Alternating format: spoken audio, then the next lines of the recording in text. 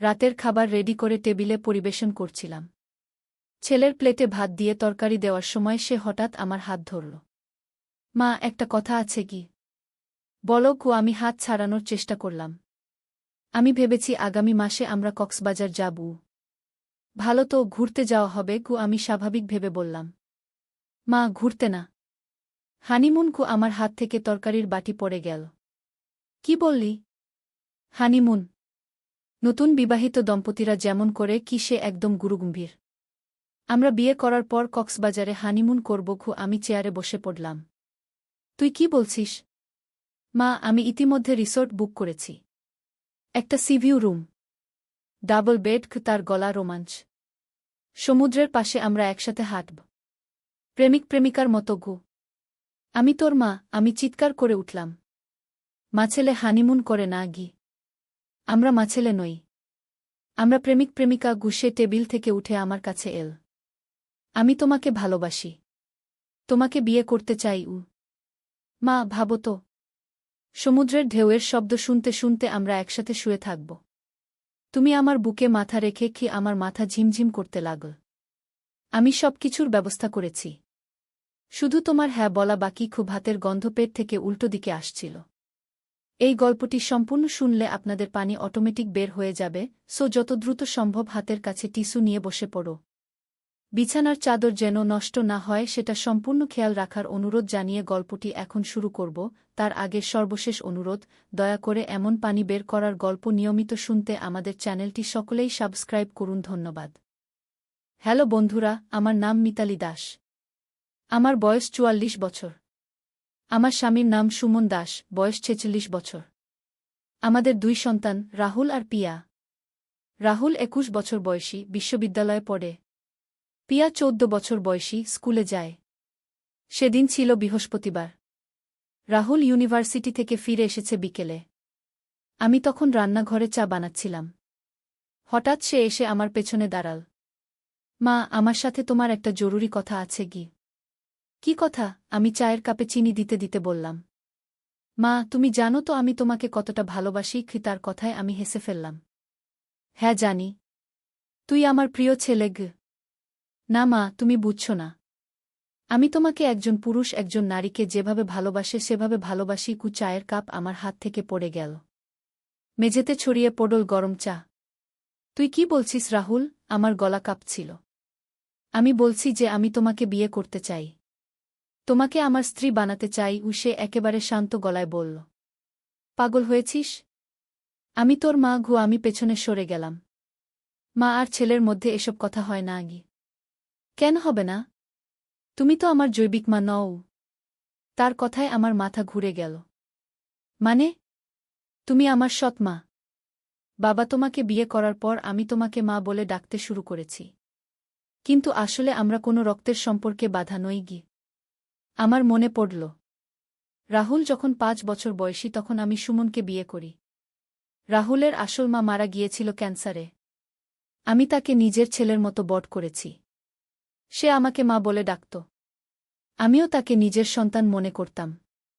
রাহুল, তুই যা বলছিস তা ভুল। আমি তোর মায়ের জায়গা নিয়েছি। তুই আমার ছেলে ঘু। আমি তার সামনে দাঁড়িয়ে বললাম।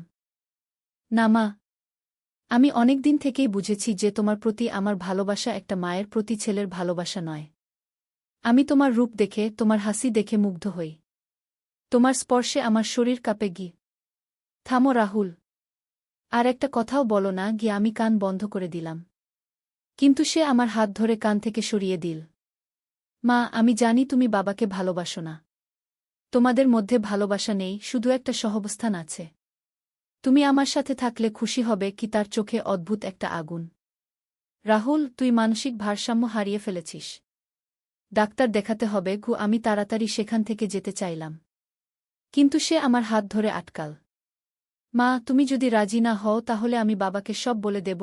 তার কথায় আমার পা কাঁপতে লাগল। কি বলবি? বলবো যে তুমি আমাকে প্রলোভন দিয়েছ, তুমি আমার সাথে অনৈতিক সম্পর্ক স্থাপন করতে চেয়েছ। তার হাসিতে শয়তানি। কেউ বিশ্বাস করবে না গি। আমি কাপা গলায় বললাম। করবে, কারণ আমার কাছে প্রমাণ আছে। কি সে পকেট থেকে মোবাইল বের করল। মোবাইলের স্ক্রিনে আমার ছবি। আমি তখন গোসল করছিলাম। আমার কিছুই পরা নেই। কিভাবে এই ছবি? আমার গলা শুকিয়ে গেল। বাথরুমে লুকানো ক্যামেরা। আমি তোমার অনেক ছবি তুলেছি। উইশে মোবাইলে আরও কিছু ছবি দেখাল। সবগুলো আমার। আমি বিভিন্ন সময়ে কাপড় পাল্টাচ্ছি। তুই কত বড় জানোয়ার! আমি তার মুখে থাপ্পড় মারলাম। সে হেসে ফেল।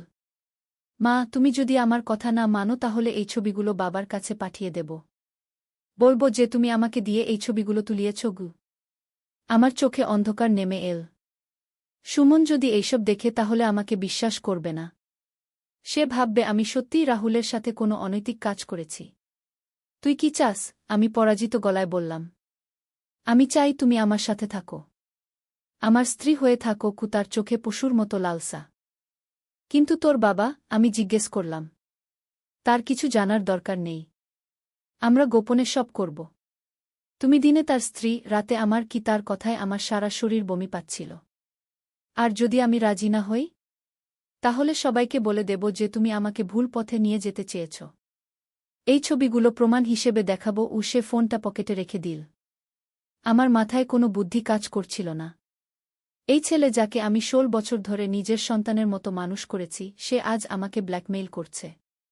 রাহুল, তুই আমার ছেলে। আমি তোকে ছোটবেলা থেকে বড় করেছি।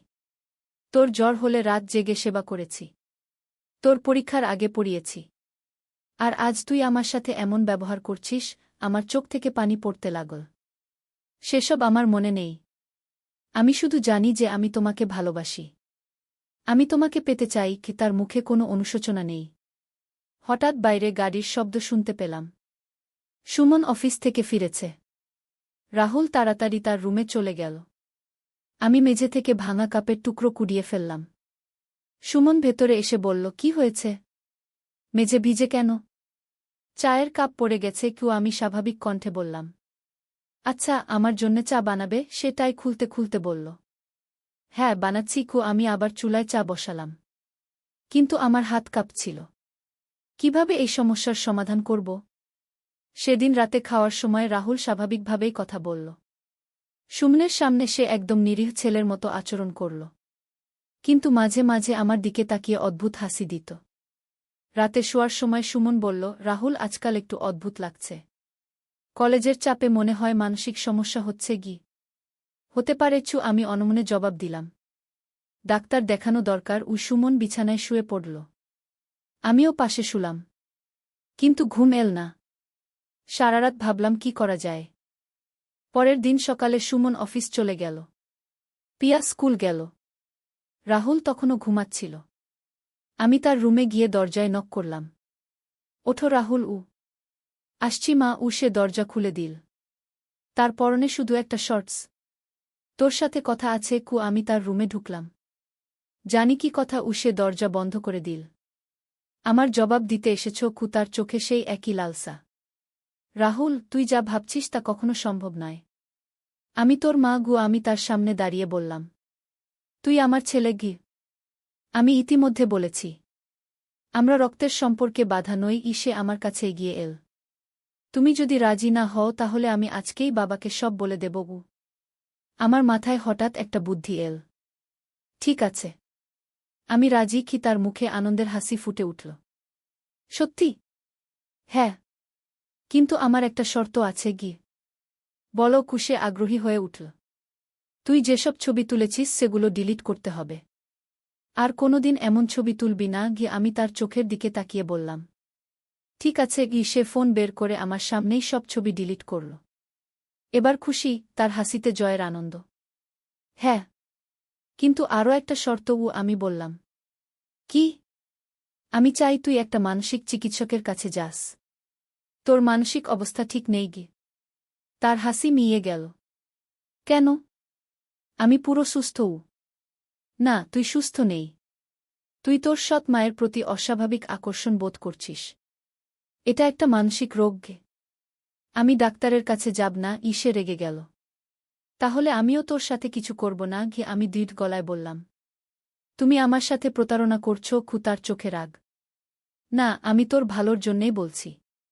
তুই ডাক্তারের কাছে গিয়ে চিকিৎসা নিলে এই অস্বাভাবিক অনুভূতি থেকে মুক্তি পাবি। সে কিছুক্ষণ চিন্তা করল। তারপর বলল, ঠিক আছে, আমি ডাক্তারের কাছে যাব। কিন্তু তুমি আমার সাথে থাকবে গুই। ঠিক আছে গি। আমি তার রুম থেকে বেরিয়ে এলাম। আমার মনে হলো আমি একটা বিশাল ভার থেকে মুক্তি পেয়েছি। কিন্তু জানতাম না এটা আমার ভুল ভাবনা। পরের দিন আমরা একসাথে ডাক্তারের কাছে গেলাম। ডাক্তার রাহুলের সাথে আলাদা করে কথা বললেন। প্রায় 1 ঘণ্টা পর তিনি আমাকে ডাকলেন। আপনার ছেলের কিছু মানসিক সমস্যা আছে, ডাক্তার বললেন। কী ধরনের সমস্যা? আমি উদ্বিগ্ন হয়ে জিজ্ঞেস করলাম। তার মধ্যে অডিপাস কমপ্লেক্স আছে। এটা একটা মানসিক অবস্থা যেখানে ছেলেরা তাদের মায়ের প্রতি যৌন আকর্ষণ বোধ করে। ডাক্তারের কথায় আমার মাথা ঘুরে গেল। এর চিকিৎসা আছে? আমি কাঁপা গলায় জিজ্ঞেস করলাম। হ্যাঁ, আছে। কিন্তু সময় লাগবে। নিয়মিত কাউন্সেলিং করতে হবে। তিনি কিছু ওষুধের নাম লিখে দিলেন। আমরা বাসায় ফিরলাম। রাহুল অনেক শান্ত ছিল। সে আমাকে বলল, মা, ডাক্তার বলেছেন আমার মানসিক অবস্থা ঠিক নেই। আমি তোমার কাছে ক্ষমা চাই। তার কথায় আমি অবাক হলাম। সত্যি? হ্যাঁ মা। আমি বুঝতে পেরেছি যে আমি ভুল ছিলাম। তুমি আমার মা, আমি তোমাকে মা হিসেবেই ভালোবাসি গি।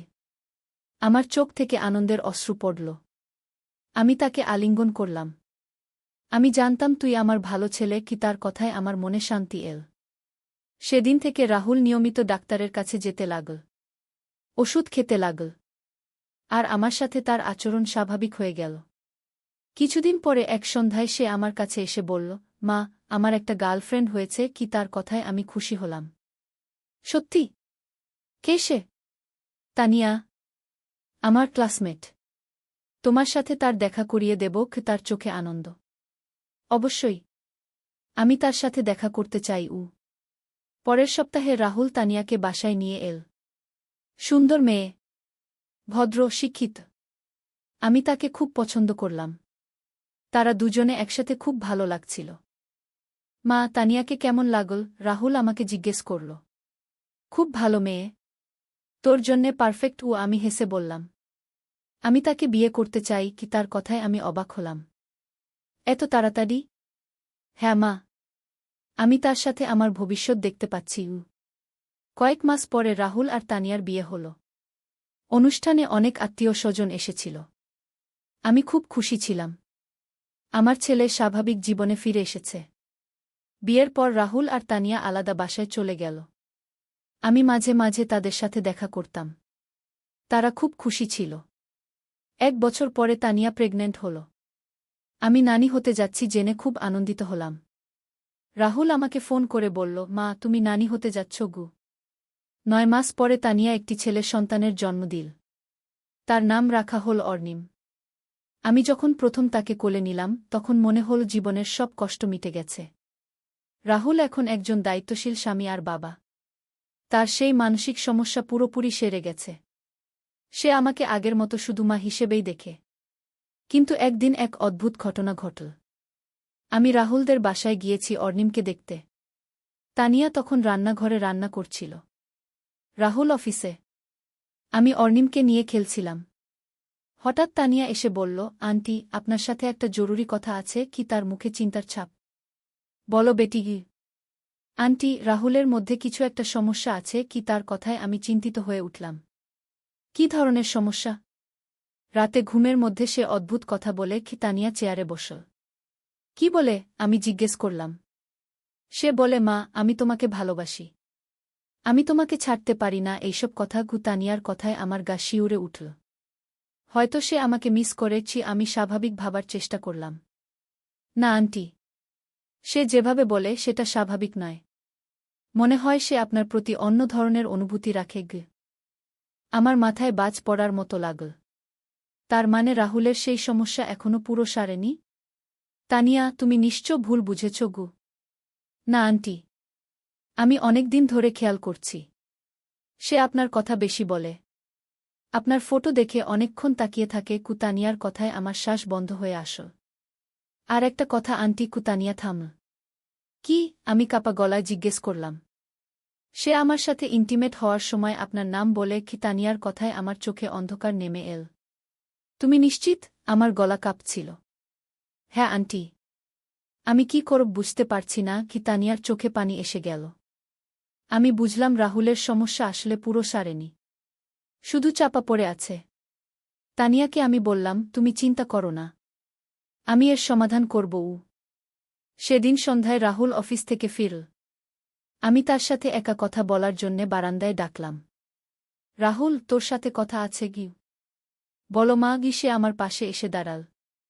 তানিয়া আমাকে বলেছে তুই রাতে ঘুমের মধ্যে অদ্ভুত কথা বলিস। কি তার মুখের রং পাল্টে গেল।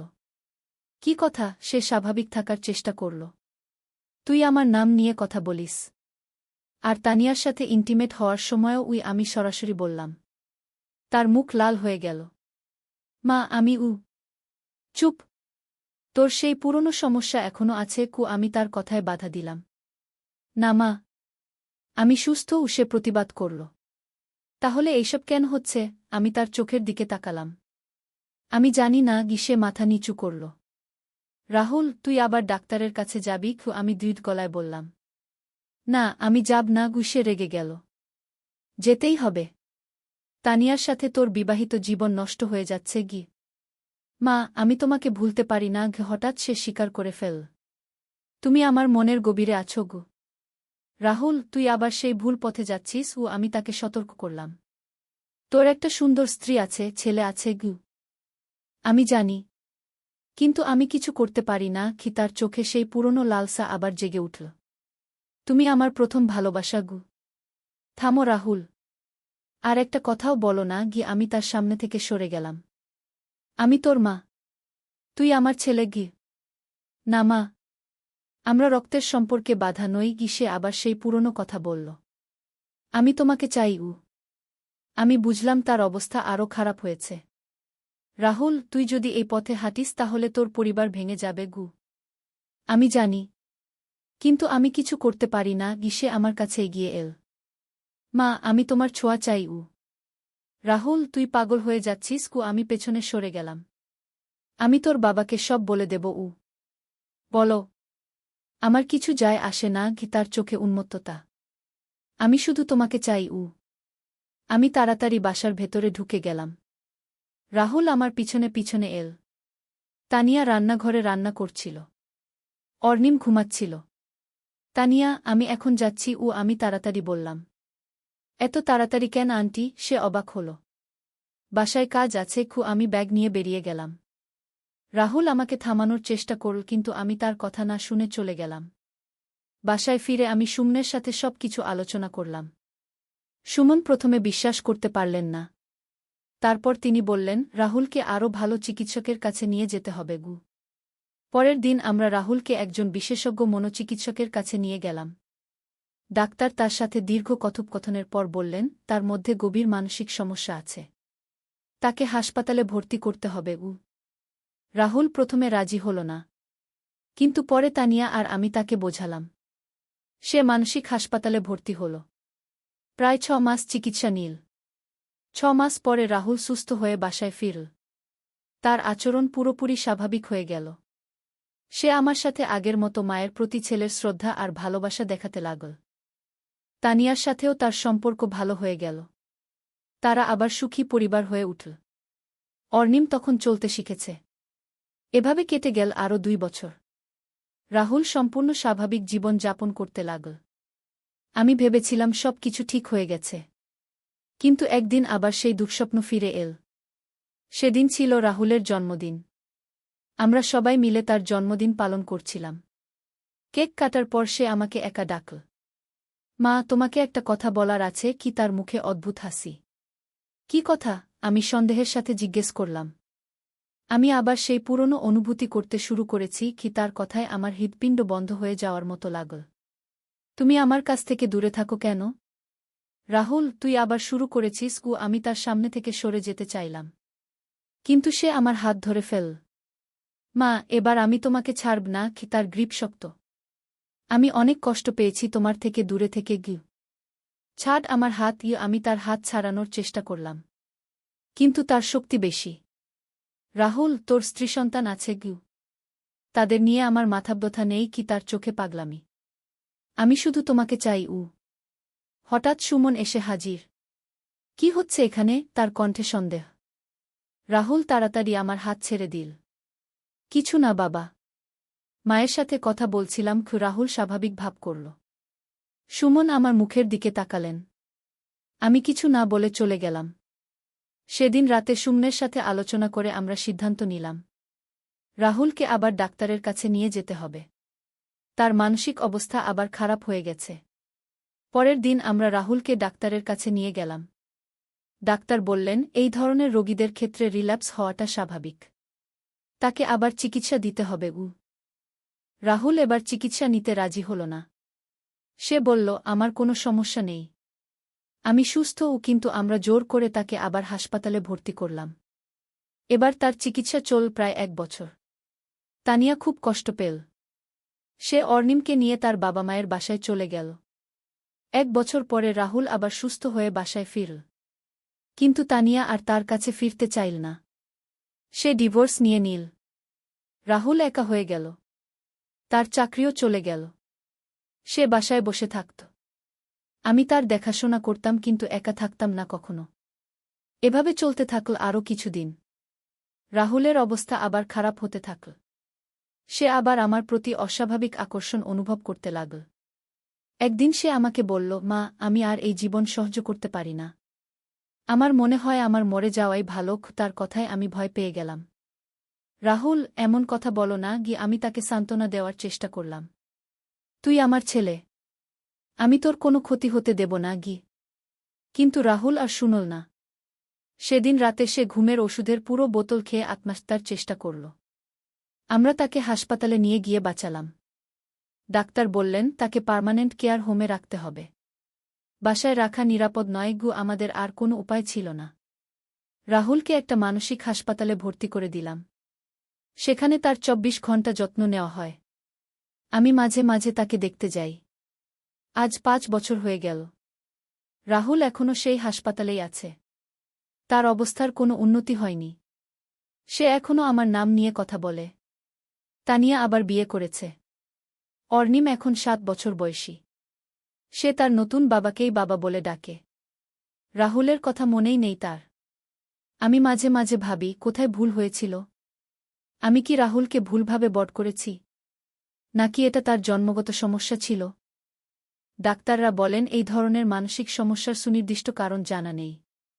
হয়তো ছোটবেলায় মায়ের মৃত্যুর ট্রমা, অথবা জিনগত কোনো সমস্যা। যাই হোক, আমার ছেলে আজ একটা মানসিক হাসপাতালে বন্দী। তার স্বাভাবিক জীবন শেষ। আর আমি প্রতিদিন এই অপরাধবোধ নিয়ে বেঁচে আছি। মাঝে মাঝে মনে হয় আমার উচিত ছিল প্রথম দিনেই সুমনকে সব বলে দেওয়া। হয়তো তাহলে রাহুলের সঠিক চিকিৎসা আরও আগে শুরু হতো। কিন্তু এখন আর কিছু করার নেই। যা হবার তা হয়ে গেছে। আমি শুধু প্রার্থনা করি যেন রাহুল একদিন সুস্থ হয়ে উঠে, যেন সে স্বাভাবিক জীবনে ফিরে আসে। এই হল আমার জীবনের সবচেয়ে কঠিন অভিজ্ঞতার গল্প। যে ছেলেকে আমি 16 বছর ধরে নিজের সন্তানের মতো বড় করেছি, সেই আমার সবচেয়ে বড় দুঃখের কারণ হয়ে উঠল। জীবন সত্যিই অপ্রত্যাশিত। আমার হাতের চুড়ি ভেঙে গেছে। ছেলে বলল নতুন চুড়ি কিনে দেবে। সোনার দোকানে গেলাম। দোকানদার নানান রকম গহনা দেখাচ্ছে। চুড়ি দেখার পর ছেলে বলল, আরও কিছু দেখান। দোকানদার একটা সিঁদুরের কৌটা বের করল। বলল, এটা নতুন কালেকশন। ছেলে সেটা হাতে নিয়ে খুব মনোযোগ দিয়ে দেখল। আমি বললাম, সিঁদুরের কৌটা কেন? ছেলে বলল, সুন্দর তো, কিনে নিই। দোকানদার বলল, আপনার বউয়ের জন্য? আমি সংশোধন করতে যাচ্ছিলাম। ছেলে বলল, হ্যাঁ। আমি অবাক হয়ে তার দিকে তাকালাম। কেনাকাটা শেষে বাড়ি ফিরলাম। ছেলে সিঁদুরের কৌটাটা টেবিলে রাখল। আমি জিজ্ঞেস করলাম, এটা কেন কিনলি? সে আমার 2 হাত ধরে বসাল। মা, আমি এটা তোমার জন্য কিনেছি। আমি বললাম, আমার জন্য কেন? আমার তো সিঁদুর লাগে না। সে বলল, লাগবে মা। আমি তোমাকে বিয়ে করলে লাগবে। আমার মাথা ঘুরে গেল। কি বলছিস তুই? বললাম। সে সিঁদুরের কৌটা খুল। ভেতরে লাল সিঁদুর চকচক করছে। সে বলল, মা, আমি তোমার কপালে এই সিঁদুর পরিয়ে দিতে চাই। তুমি আমার স্ত্রী হও। আমি উঠে দাঁড়াতে গেলাম। সে আমার হাত ধরে রাখল। মা, প্লিজ আমার কথা শোনো। আমি তোমাকে কত ভালোবাসি জানো? তুমি আমার সব কিছু। তোমার সাথে বিয়ে হলে আমার জীবনটা পূর্ণ হয়ে যাবে। তুমি আমার স্ত্রী হলে আমি তোমাকে রানীর মতো রাখব। সিঁদুরের কৌটার দিকে তাকিয়ে রইলাম। লাল রং যেন আমার চোখে জ্বলছিল। ছেলে আমার কপাল স্পর্শ করল। মা, ভাবো একবার। আমি তোমার কপালে সিঁদুর পরিয়ে দিব। তুমি লাল শাড়ি পরবে। আমরা স্বামী-স্ত্রী হয়ে থাকব। তার কথা শুনে আমার মনে হলো আমি যেন কোনো স্বপ্ন দেখছি। আয়নার সামনে দাঁড়িয়ে নিজেকে দেখলাম। মনে হলো আমি নতুন বধূ। ছেলে আমার পিছনে দাঁড়িয়ে বলল, মা, তুমি এখনো অনেক সুন্দর। তোমার সাথে আমার বয়সের পার্থক্য খুবই কম। সমাজে এরকম অনেক বিয়ে হয়।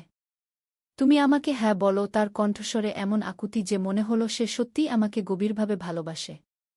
সিঁদুরের কৌটা হাতে নিয়ে ভাবতে লাগলাম।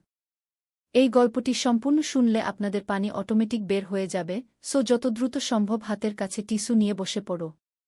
বিছানার চাদর যেন নষ্ট না হয় সেটা সম্পূর্ণ খেয়াল রাখার অনুরোধ জানিয়ে গল্পটি এখন শুরু করব। তার আগে সর্বশেষ অনুরোধ, দয়া করে এমন পানি বের করার গল্প নিয়মিত শুনতে আমাদের চ্যানেলটি সকলেই সাবস্ক্রাইব করুন। ধন্যবাদ। হ্যালো বন্ধুরা, আমার নাম সীমা দাস। আমার বয়স ৩৯ বছর। আমার স্বামীর নাম রবিন দাস, বয়স ৫২ বছর। আমাদের ২ সন্তান, রাহুল আর তানিয়া। রাহুল ২১ বছর বয়সী, ইউনিভার্সিটিতে পড়ে। তানিয়া ১৪ বছর বয়সী, হাই স্কুলে যায়। আমার এই গল্পটা শুরু হয়েছিল গত মাসের একটা সকালে। সে দিনটা ছিল বৃহস্পতিবার। আমি যথারীতি সকালের নাস্তা তৈরি করছিলাম। হঠাৎ রাহুল এসে আমার কাছে দাঁড়াল। ওর মুখে একটা অদ্ভুত ভাব। আমি জিজ্ঞেস করলাম, কি ব্যাপার রাহুল? কেমন যেন দেখাচ্ছে তোকে? রাহুল বলল, মা, আমার একটা খুব গুরুত্বপূর্ণ কথা আছে। তুমি একটু সময় দিবে? আমি চুলায় গ্যাস বন্ধ করে ওর দিকে ফিরলাম। বল, কি বলবি? রাহুল একটু কাছে এসে বলল, মা, আমি তোমাকে কিছু জিজ্ঞেস করব। তুমি রাগ করবি না তো? আমি হাসলাম, আরে পাগল, মায়ের কাছে এভাবে কথা বলতে হয়? বল, কি জানতে চাস? রাহুল আমার হাতটা ধরল। মা, তুমি কি কখনো ভেবেছ যে আমরা দুজন একসাথে কোথাও বেড়াতে যাব? মানে শুধু আমরা দুজন? আমি একটু অবাক হলাম। মানে? বাবা আর তানিয়া থাকবে না? রাহুল মাথা নাড়ল। না মা, শুধু আমরা দুজন। যেমন স্বামী-স্ত্রীরা হানিমুনে যায় সেরকম। আমার মাথায় যেন বজ্রপাত হল। রাহুল, তুই কি বলছিস? পাগল হয়ে গেছিস নাকি? রাহুল আমার হাত আরও শক্ত করে ধরল। মা, আমি পাগল হইনি। আমি তোমাকে সত্যি বলছি। আমি তোমার প্রেমে পড়েছি। তোমাকে আমার স্ত্রী হিসেবে চাই। আমি ওর হাত ঝেড়ে ফেলে দিয়ে পিছিয়ে গেলাম। রাহুল, তুই আমার ছেলে। তুই কি বলছিস জানিস? এরকম কথা বলা পাপ। রাহুল আমার দিকে এগিয়ে এল। মা, আমি জানি এটা শুনতে অদ্ভুত লাগছে।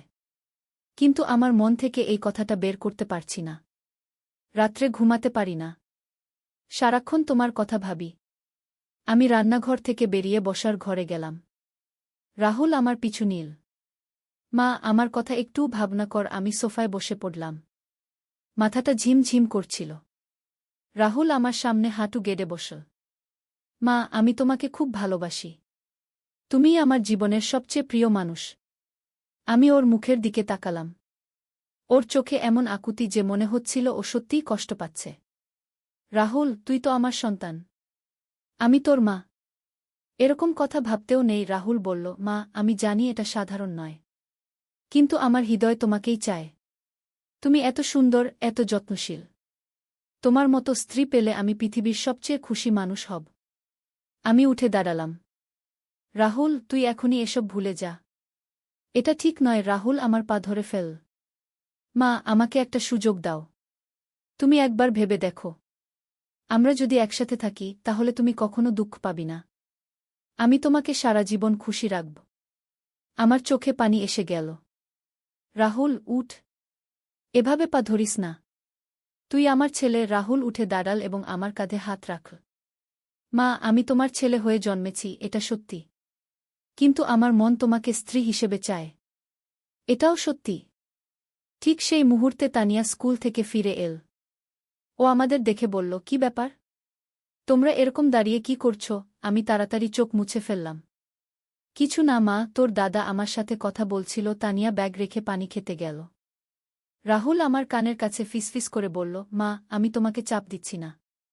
তুমি ভেবে দেখো। আমি অপেক্ষা করব। এই বলে ও নিজের রুমে চলে গেল। আমি একা বসে রইলাম। মনের মধ্যে এক অদ্ভুত ঝড় বইছিল। সন্ধেবেলা রবিন অফিস থেকে ফিরল। আমি স্বাভাবিক ভাব করে ওর সাথে কথা বললাম। কিন্তু মনের মধ্যে রাহুলের কথাগুলো ঘুরপাক খাচ্ছিল। রাতে খাবার টেবিলে বসে দেখলাম রাহুল আমার দিকে একটানা তাকিয়ে আছে। আমি চোখ এড়িয়ে চললাম। খাওয়ার পর রবিন টিভি দেখতে গেল। তানিয়া পড়তে বসল। আমি রান্নাঘরে বাসন মাজছিলাম। হঠাৎ রাহুল এসে আমার পাশে দাঁড়াল। মা, আমি তোমাকে সাহায্য করি, আমি না বলতে যাচ্ছিলাম, কিন্তু ও জোর করে একটা প্লেট নিয়ে মাজতে শুরু করল। মা, তুমি কি আমার কথা ভেবেছ? রাহুল আমার দিকে না তাকিয়ে প্লেট মাজতে মাজতে বলল। আমি কিছু বললাম না। রাহুল আবার বলল, মা, আমি জানি এটা তোমার কাছে অদ্ভুত লেগেছে। কিন্তু আমার মন বলছে এটাই সত্যি। তুমিই আমার ভালোবাসা। আমি রাহুলের দিকে তাকালাম। ওর মুখে এমন নিষ্পাপ ভাব যে মনে হচ্ছিল ও সত্যিই বিশ্বাস করে যা বলছে। রাহুল, তুই কি বুঝিস? তুই কি বলছিস? আমি তোর মা। তুই আমার পেট থেকে জন্মেছিস। রাহুল প্লেট রেখে আমার দিকে ঘুরল। মা, আমি সব বুঝি। কিন্তু ভালোবাসা কি জন্মের পরিচয় মানে? আমার মাথা ঘুরে যাচ্ছিল। রাহুল, তুই পাগল হয়ে যাচ্ছিস। ডাক্তার দেখা। একটা সাইকোলজিস্টের কাছে নিয়ে যাব তোকে। রাহুল হাসল। মা, আমি পাগল নই। আমি শুধু সৎ। আমি তোমাকে ভালোবাসি, এটাই সত্যি। ও আবার বাসন মাজতে লাগল। পরের দিন সকালে আমি ঘুম থেকে উঠে দেখি রবিন অফিসের জন্য তৈরি হচ্ছে। আজকে একটু তাড়াতাড়ি যেতে হবে। একটা গুরুত্বপূর্ণ মিটিং আছে। আমি চা বানিয়ে দিলাম। রবিন চলে যাওয়ার পর তানিয়াও স্কুলে গেল। আমি একা বাসায় রাহুলের সাথে। রাহুল ব্রেকফাস্ট করতে এসে আমার সামনে বসল। মা, আমি তোমাকে একটা কথা বলি। আমি মাথা নাড়লাম। গত রাতে আমি তোমাকে নিয়ে স্বপ্ন দেখেছি। আমরা দুজন সমুদ্রের ধারে হাঁটছি। তুমি লাল শাড়ি পরেছ। তোমার কপালে সিঁদুর। আমি তোমার হাত ধরে আছি। কি সুন্দর স্বপ্ন ছিল। আমার হাত কাঁপছিল।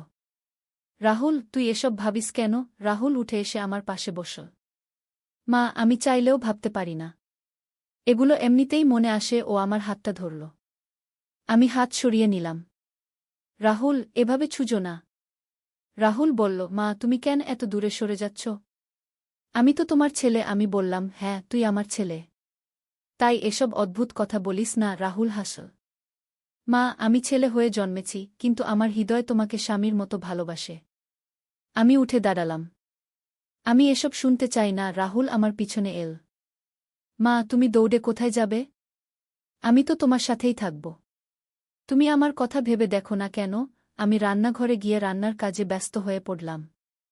রাহুল রান্নাঘরে এসে দাঁড়াল। মা, আমি তোমাকে একটা প্রস্তাব দিই। তুমি একদিনের জন্য আমাকে তোমার স্বামী ভাবো। দেখো কেমন লাগে। আমি ওর দিকে ঘুরে তাকালাম।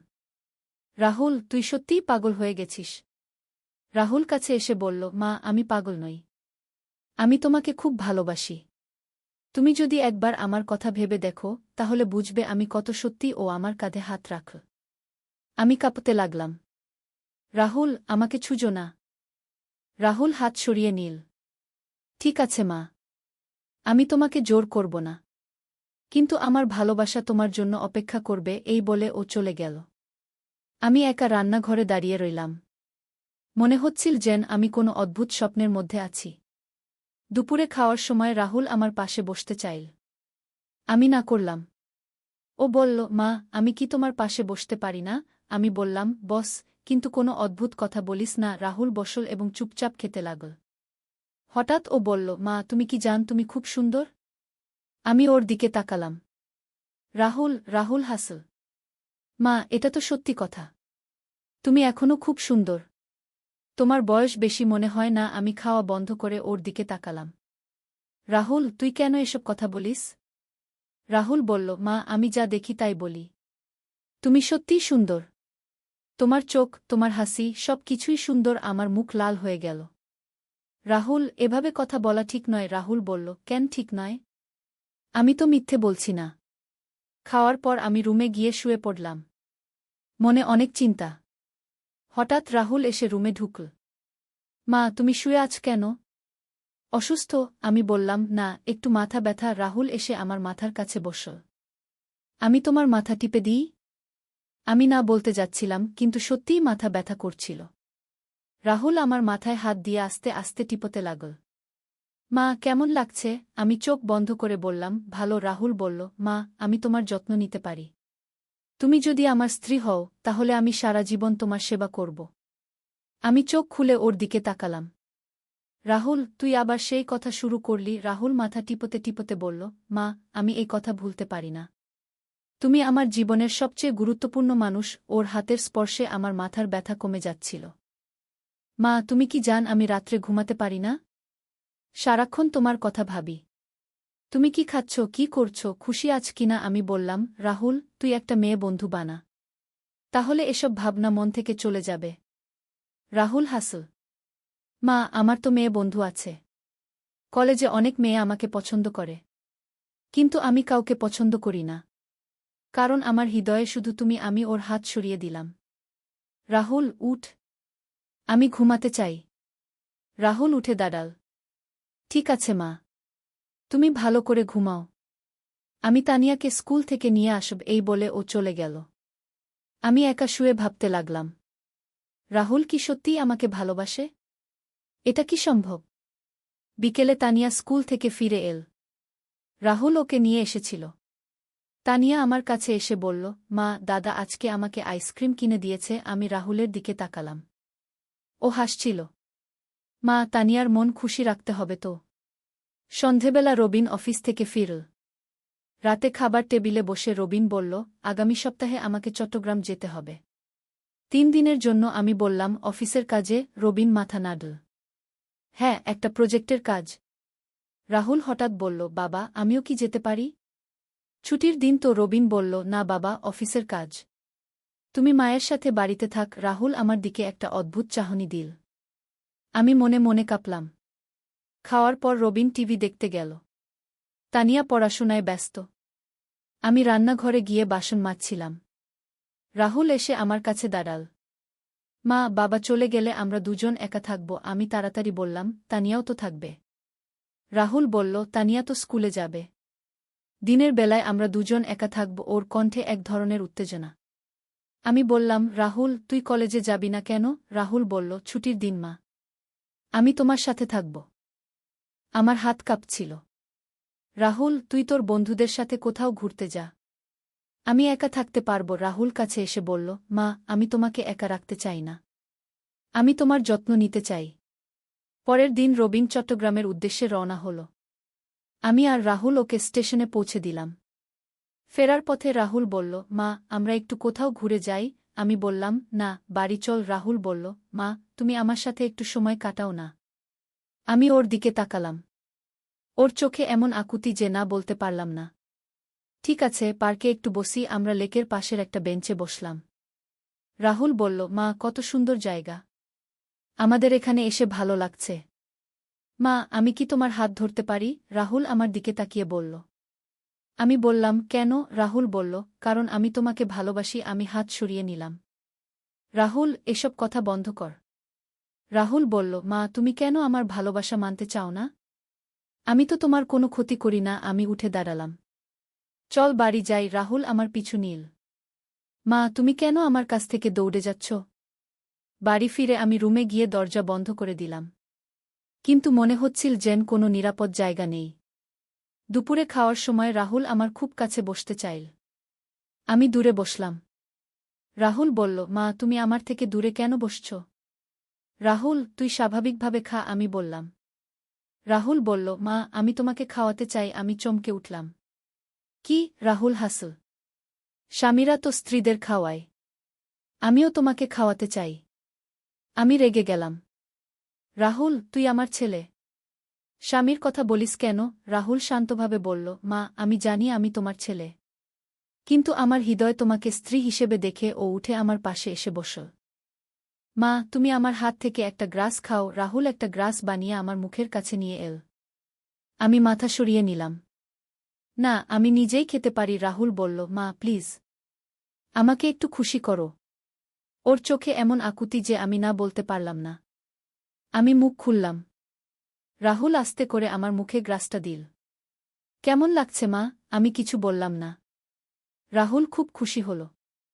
মা আমি তোমাকে সারা জীবন এভাবে খাওয়াতে চাই। খাওয়ার পর আমি রুমে গিয়ে শুয়ে পড়লাম। মনটা খুব খারাপ। হঠাৎ শুনলাম দরজায় নক। রাহুলের গলা, মা দরজা খোল। আমি উঠে দরজা খুললাম। রাহুল এসে আমার বিছানায় বসল। মা, তুমি দুঃখী কেন? রাহুল, তুই আমাকে কষ্ট দিচ্ছিস, আমি বললাম। রাহুল আমার হাত ধরল। মা, আমি তোমাকে কষ্ট দিতে চাই না। আমি শুধু তোমাকে ভালোবাসতে চাই। আমি হাত ছাড়াতে গেলাম। রাহুল শক্ত করে ধরে রাখল।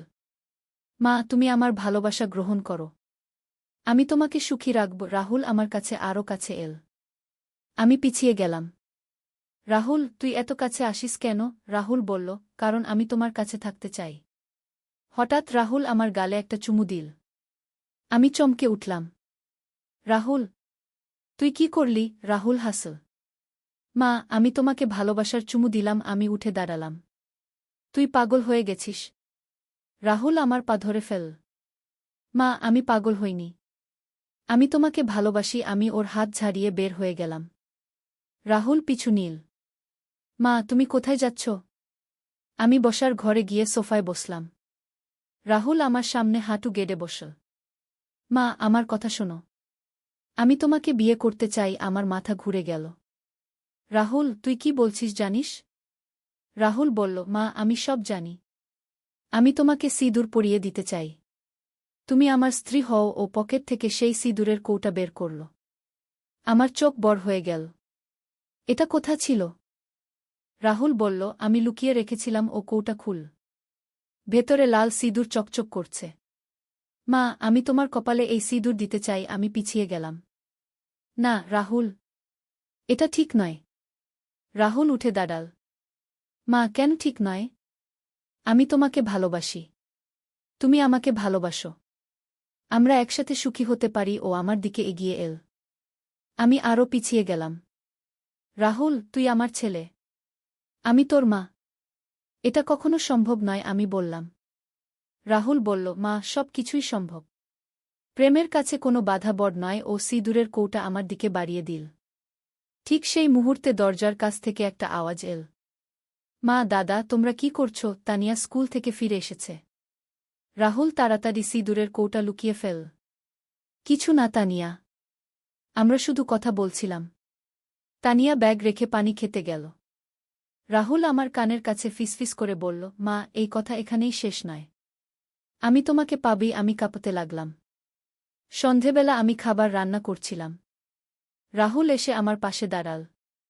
মা, আমি তোমাকে সাহায্য করি। আমি না বললাম। রাহুল জোর করে একটা কাজ নিয়ে নিল। মা, তুমি ভাবো আমরা স্বামী স্ত্রী একসাথে রান্না করছি। আমি ওর দিকে তাকালাম।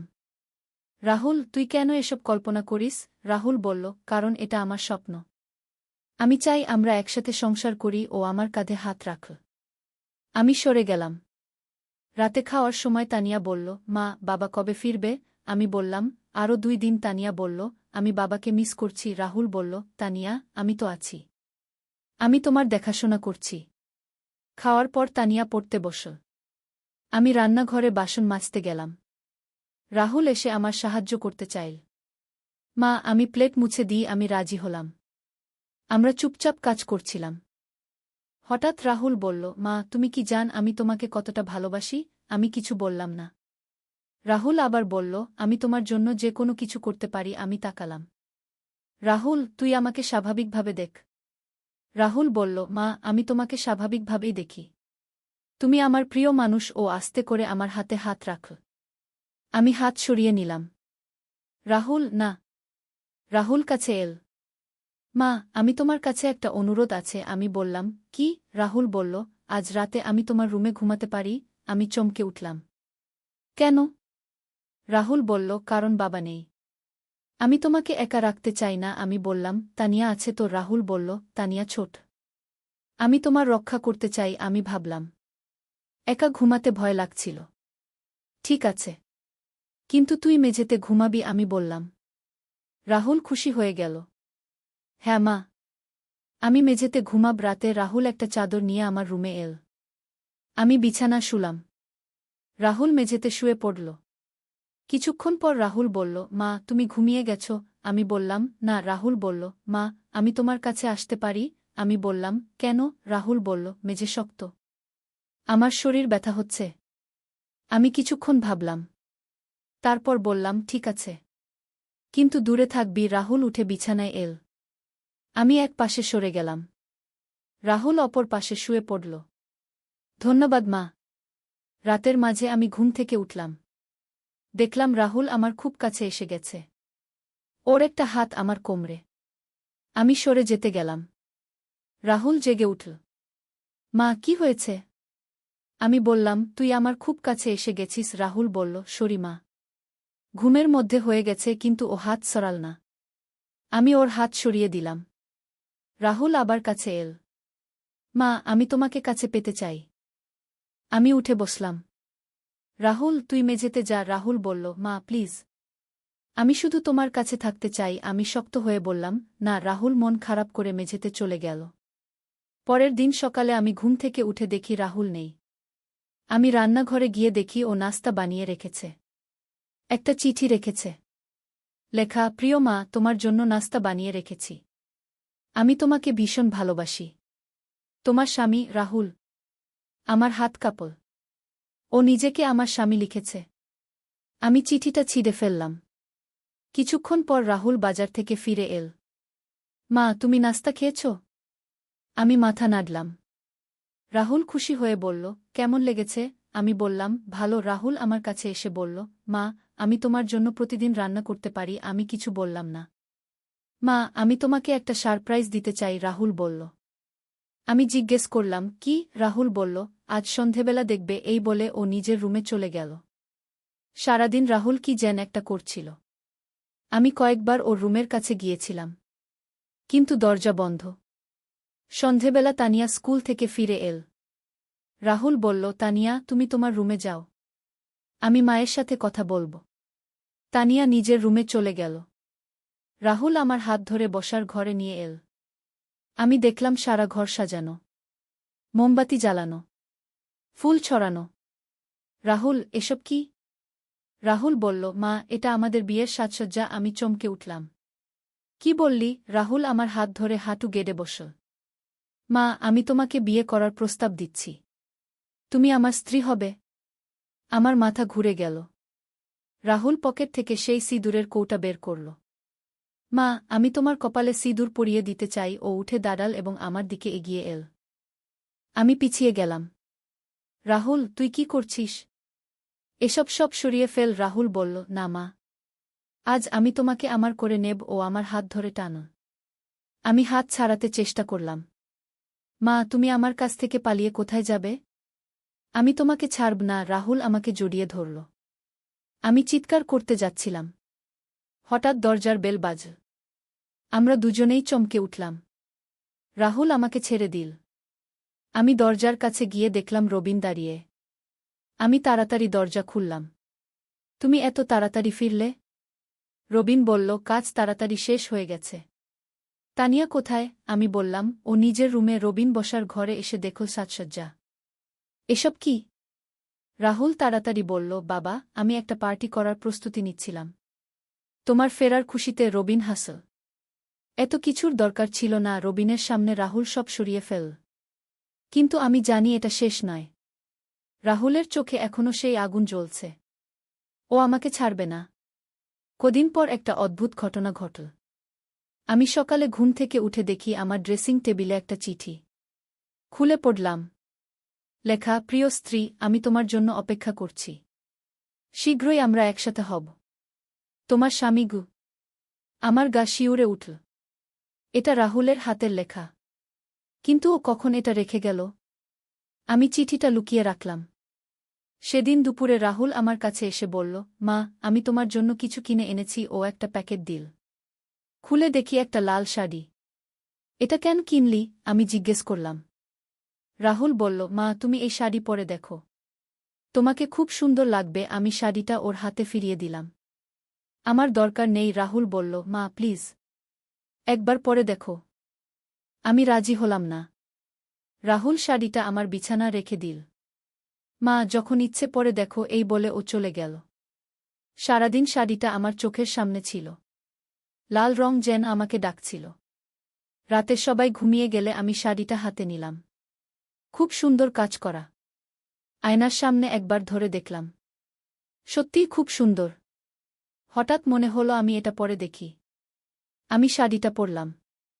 আয়নায় নিজেকে দেখে চমকে গেলাম। সত্যিই খুব সুন্দর লাগছে। হঠাৎ দরজায় একটা শব্দ। রাহুল দাঁড়িয়ে। মা, তুমি শাড়িটা পরেছ। আমি লজ্জা পেলাম।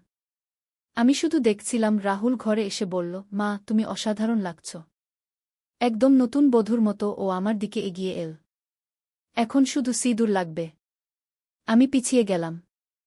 রাহুল, আমি শাড়ি খুলে ফেলি। রাহুল বলল, না মা, তুমি এভাবেই থাক।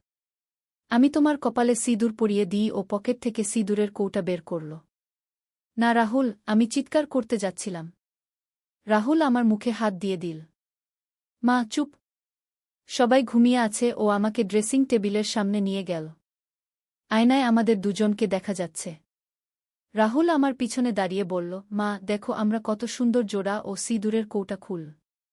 আমি তোমার কপালে সিঁদুর দিচ্ছি। আমি মাথা নাড়লাম। কিন্তু রাহুল আমার মাথা ধরে রাখল। আস্তে আস্তে রাহুল আমার কপালে সিঁদুর লাগাতে শুরু করল। আমি কাঁদতে লাগলাম। রাহুল, তুই কি করছিস? রাহুল বলল, মা, আমি তোমাকে আমার স্ত্রী বানাচ্ছি। সিঁদুর লাগানোর পর রাহুল আয়নায় আমার দিকে তাকাল। মা, তুমি কত সুন্দর লাগছ। একদম আমার স্ত্রীর মতো। ও আমার কাঁধে হাত রাখল। এখন তুমি আমার। আমি ওর হাত সরিয়ে দিয়ে সিঁদুর মুছে ফেলতে চাইলাম। রাহুল আমার হাত ধরে রাখল। মা, মুছো না। তোমাকে খুব সুন্দর লাগছে। আমি কাঁদতে কাঁদতে বললাম, রাহুল, তুই আমার সাথে কি করছিস? রাহুল আমাকে জড়িয়ে ধরল। মা, আমি তোমাকে ভালোবাসছি। তুমি এখন আমার স্ত্রী। আমি ওকে ঠেলে সরিয়ে দিলাম। তুই পাগল হয়ে গেছিস। আমি তাড়াতাড়ি শাড়ি খুলে ফেললাম। রাহুল বলল, মা, তুমি যত ইনকার করো, সত্য তো এটাই যে তুমি আমাকে ভালোবাসো। আমি বললাম, না, আমি তোকে ছেলে হিসেবে ভালোবাসি। রাহুল হাসল। মা, তোমার চোখ বলে দিচ্ছে তুমি আমাকে স্বামী হিসেবে চাও। আমি নিজের পোশাক পরে রুম থেকে বেরিয়ে গেলাম। রাহুল পিছু নিল। মা, তুমি কোথায় যাচ্ছ? আমি বসার ঘরে গিয়ে সোফায় বসলাম। রাহুল আমার পাশে বসল। মা, আমি জানি তুমি আমাকে ভালোবাসো। তুমি শুধু স্বীকার করতে লজ্জা পাচ্ছ। রাহুল আমার হাত ধরল। আমি হাত সরিয়ে নিলাম। রাহুল, তুই একটা ডাক্তার দেখা। তোর মানসিক সমস্যা হয়েছে। রাহুল বলল, মা, আমার কোনো সমস্যা নেই। আমি শুধু তোমাকে ভালোবাসি। ও আমার কাছে আরও কাছে এল। তুমি আমার ভালোবাসা গ্রহণ করো। আমি উঠে দাঁড়ালাম। আমি ঘুমাতে যাচ্ছি। রাহুল বলল, মা, আমি তোমার সাথে ঘুমাব। আমি বললাম, না। রাহুল বলল, মা, আমি তোমাকে একা রাখব না। আমি রুমে গিয়ে দরজা বন্ধ করে দিলাম। কিন্তু রাতে আমি ঘুমাতে পারলাম না। বারবার মনে হচ্ছিল রাহুল দরজার বাইরে আছে। সকালে ঘুম থেকে উঠে দেখি আবার একটা চিঠি লেখা, প্রিয় স্ত্রী, গত রাতে তুমি কত সুন্দর লাগছিলে। আমি তোমার কপালে সিঁদুর দিয়েছি। এখন তুমি আমার। শীঘ্রই আমরা একসাথে নতুন জীবন শুরু করব। এবার আমি ভয় পেয়ে গেলাম। রাহুল সত্যিই পাগল হয়ে গেছে। আমি চিঠিটা ছিঁড়ে ফেললাম। কিন্তু মনে মনে একটা ভয় কাজ করছিল। সারাদিন রাহুল আমার পিছনে ঘুরে বেড়াল। যেখানেই যাই ও সেখানে চলে আসে। মা, তুমি আমার থেকে দূরে কেন থাকছ? আমি বললাম, রাহুল, তুই আমাকে একটু শান্তিতে থাকতে দে। রাহুল বলল, মা, আমি তোমাকে শান্তি দিতে চাই। আমি তোমার সেবা করতে চাই। ও আমার কাছে এসে বলল, তুমি যা চাইবে আমি তাই করব। আমি বললাম, আমি চাই তুই স্বাভাবিক হও। রাহুল হাসল। মা, আমি স্বাভাবিক আছি। আমি শুধু তোমাকে ভালোবাসি। ও আমার গালে হাত দিল। আমি সরে গেলাম। রাহুল, আমাকে ছুঁজো না। বিকেলে রবিন অফিস থেকে ফিরে এল। তানিয়াও স্কুল থেকে এল। আমি একটু শান্তি পেলাম। কিন্তু রাহুল আমার দিকে একটানা তাকিয়ে থাকে, যেন আমাকে গিলে খেতে চায়। রাতে খাওয়ার পর রবিন টিভি দেখতে গেল। তানিয়া পড়াশোনায় ব্যস্ত। আমি রান্নাঘরে বাসন মাজছিলাম। রাহুল এসে আমার পাশে দাঁড়াল। মা, আমি তোমাকে একটা কথা বলি। আমি না বললাম। রাহুল বলে, চল মা, আমি তোমাকে নিয়ে কোথাও দূরে যেতে চাই। শুধু আমরা দুজন। আমি ওর দিকে তাকালাম। কোথায়? রাহুল বলল, যেখানে কেউ আমাদের চিনবে না। আমরা স্বামী স্ত্রী হিসেবে থাকব। আমার মাথা ঘুরে গেল। রাহুল, তুই কি বলছিস? রাহুল কাছে এসে বলল, মা, আমি সব ভেবে রেখেছি। আমাদের কাছে যথেষ্ট টাকা আছে। আমরা দূর কোনো শহরে চলে যাব। নতুন পরিচয় নিয়ে থাকব। আমি পিছিয়ে গেলাম। রাহুল, তুই সত্যিই পাগল হয়ে গেছিস। রাহুল বলল, মা, আমি পাগল নই। আমি ভালোবাসার জন্য পাগল। ও আমার দুহাত ধরল। তুমি আমার সাথে চলো। আমি হাত ছাড়ালাম। আমি কোথাও যাব না। রাহুল বলল, মা, তুমি আমাকে একবার সুযোগ দাও। তুমি দেখবে আমি তোমাকে কত খুশি রাখতে পারি। আমি রান্নাঘর থেকে বেরিয়ে গেলাম। রাহুল আমার পিছু নিল।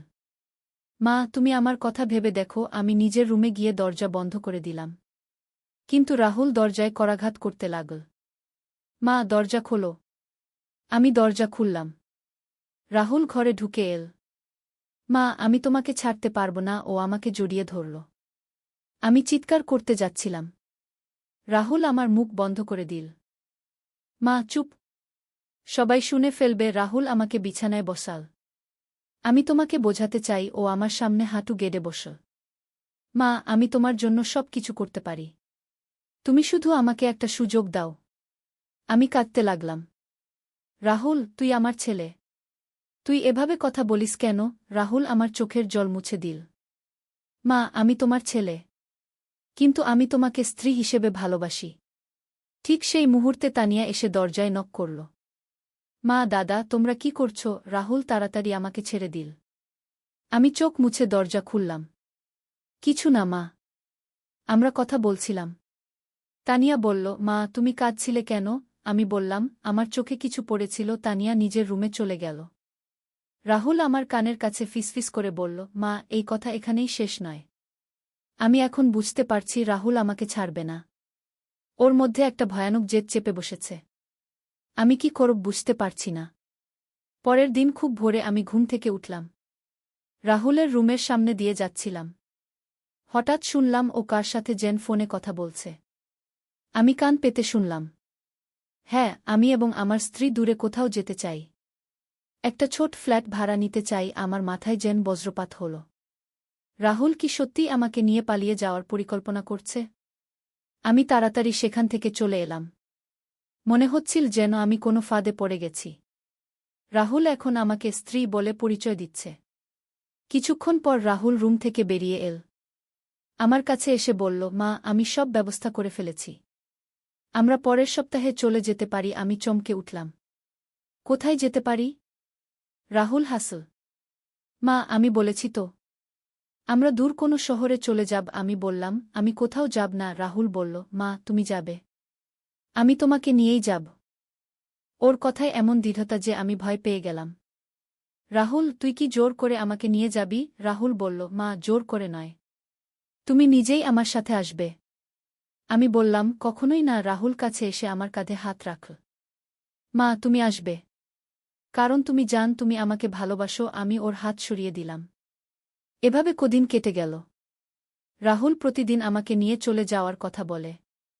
আমি প্রতিদিন না বলি। কিন্তু ও হাল ছাড়ে না। একদিন সকালে আমি দেখলাম রাহুল একটা ব্যাগ প্যাক করছে। আমি জিজ্ঞেস করলাম, কোথায় যাচ্ছিস? রাহুল বলল, আমরা যাচ্ছি মা। আজই। আমি বললাম, আমি কোথাও যাচ্ছি না। রাহুল ব্যাগ প্যাক করা বন্ধ করে আমার কাছে এল। মা, তুমি আমার সাথে চলো। আমি তোমাকে অনেক ভালো জায়গায় নিয়ে যাব। আমি মাথা নাড়লাম। রাহুল আমার হাত ধরল। মা, আমি আর অপেক্ষা করতে পারছি না। আমি হাত ছাড়াতে গেলাম। রাহুল শক্ত করে ধরে রাখল। মা, তুমি আমার সাথে আসবে। আমি চিৎকার করলাম, রবিন, রবিন। রবিন দৌড়ে এল। কি হয়েছে? রাহুল আমার হাত ছেড়ে দিল। আমি কাঁদতে কাঁদতে বললাম, রাহুল আমাকে জোর করে কোথাও নিয়ে যেতে চাইছে। রবিন রাহুলের দিকে তাকাল। রাহুল, কি ব্যাপার? রাহুল বলল, কিছু না বাবা। মায়ের মাথা খারাপ হয়ে গেছে। আমি চিৎকার করে বললাম, আমার মাথা খারাপ হয়নি। রাহুল আমাকে নিয়ে পালিয়ে যেতে চায়। রবিন এবার গুরুত্ব দিয়ে শুনল। রাহুল, সত্যি কথা বল। রাহুল বলল, বাবা, আমি মায়ের যত্ন নিতে চাই। রবিন বলল, কোথায় নিয়ে যেতে চাইছিস? রাহুল চুপ রইল। রবিন রাহুলের ব্যাগ দেখল। এত জিনিস প্যাক করেছিস কেন? রাহুল কিছু বলতে পারল না। রবিন আমার দিকে তাকাল। সীমা, তুমি ভয় পেও না। আমি দেখছি। রবিন রাহুলকে নিয়ে বসার ঘরে গেল। আমি তাদের কথা শুনতে পেলাম। রবিন বলছে, রাহুল, তোর কি হয়েছে? তুই তোর মায়ের সাথে কেন এভাবে ব্যবহার করছিস? রাহুল বলল, বাবা, আমি মায়ের কোনো ক্ষতি করিনি। আমি শুধু ওকে ভালোবাসি। রবিন বলল, ভালোবাসা মানে জোর করা নয়। রাহুল বলল, আমি জোর করিনি। আমি শুধু মায়ের সাথে থাকতে চাই। রবিন কিছুক্ষণ চুপ রইল। তারপর বলল, রাহুল, তুই একটা ডাক্তার দেখা। তোর মানসিক চিকিৎসা দরকার। রাহুল রেগে গেল। আমার কোনো সমস্যা নেই এই বলে ও রুমে চলে গেল। রবিন আমার কাছে এল। সীমা, রাহুল কি তোমার সাথে কোনো খারাপ ব্যবহার করেছে? আমি সব খুলে বললাম। রাহুল কিভাবে আমাকে ভালোবাসার কথা বলে, বিয়ে করতে চায়, সিঁদুর পরিয়েছে, সব। রবিন সব শুনে চমকে গেল। এসব কবে থেকে শুরু? আমি বললাম, গত মাস থেকে। রবিন মাথা নিচু করে বসে রইল। আমি বুঝতে পারিনি। রবিন বলল, আমি কাল রাহুলকে একটা মনোচিকিৎসকের কাছে নিয়ে যাব। আমি বললাম, ও যাবে? রবিন বলল, যেতেই হবে। নয়তো আমি পুলিশে খবর দেব। পরের দিন রবিন রাহুলকে ডাক্তারের কাছে নিয়ে গেল। ফিরে এসে বলল, ডাক্তার বলেছেন রাহুলের একটা মানসিক অসুস্থতা হয়েছে। অয়ডিপাস কমপ্লেক্স। আমি বুঝলাম না। এটা কি? রবিন ব্যাখ্যা করল, এটা একটা মানসিক অবস্থা যেখানে ছেলে তার মায়ের প্রতি রোমান্টিক অনুভূতি অনুভব করে। এটা একটা রোগ। চিকিৎসা করলে ভালো হয়ে যাবে। আমি স্বস্তি পেলাম। ডাক্তার কি বলেছেন? রবিন বলল, নিয়মিত সেশন নিতে হবে। আর রাহুলকে তোমার থেকে দূরে রাখতে হবে। আমি ওকে আমার ভাইয়ের কাছে পাঠিয়ে দিচ্ছি কিছুদিনের জন্য। রাহুল খুব অনিচ্ছায় চিকিৎসা নিতে রাজি হল। কিন্তু ও বলল, আমি মায়ের কাছ থেকে দূরে থাকতে চাই না। রবিন শক্ত হয়ে বলল, তোর কোনো অপশন নেই। কয়েকদিন পর রাহুল চলে গেল। ঘর খালি মনে হচ্ছিল। কিন্তু একটা সত্যের তরবারি। একটি ইসলামিক যুদ্ধের গল্প। প্রথম অধ্যায়, আল-আন্দালুসের ছায়া। 720 খ্রিস্টাব্দ। স্পেনের আল-আন্দালুসে মুসলিম শাসন প্রতিষ্ঠিত হয়েছে মাত্র কয়েক বছর। কর্ডোভার কাছে একটি ছোট্ট গ্রাম আল-নূর। এখানে বাস করত তরুণ মুজাহিদ ইউসুফ ইবনে আবদুল্লাহ। তার বয়স মাত্র 2 বছর, কিন্তু ইসলামের প্রতি তার ভালোবাসা আর জিহাদের আগ্রহ ছিল অপরিসীম।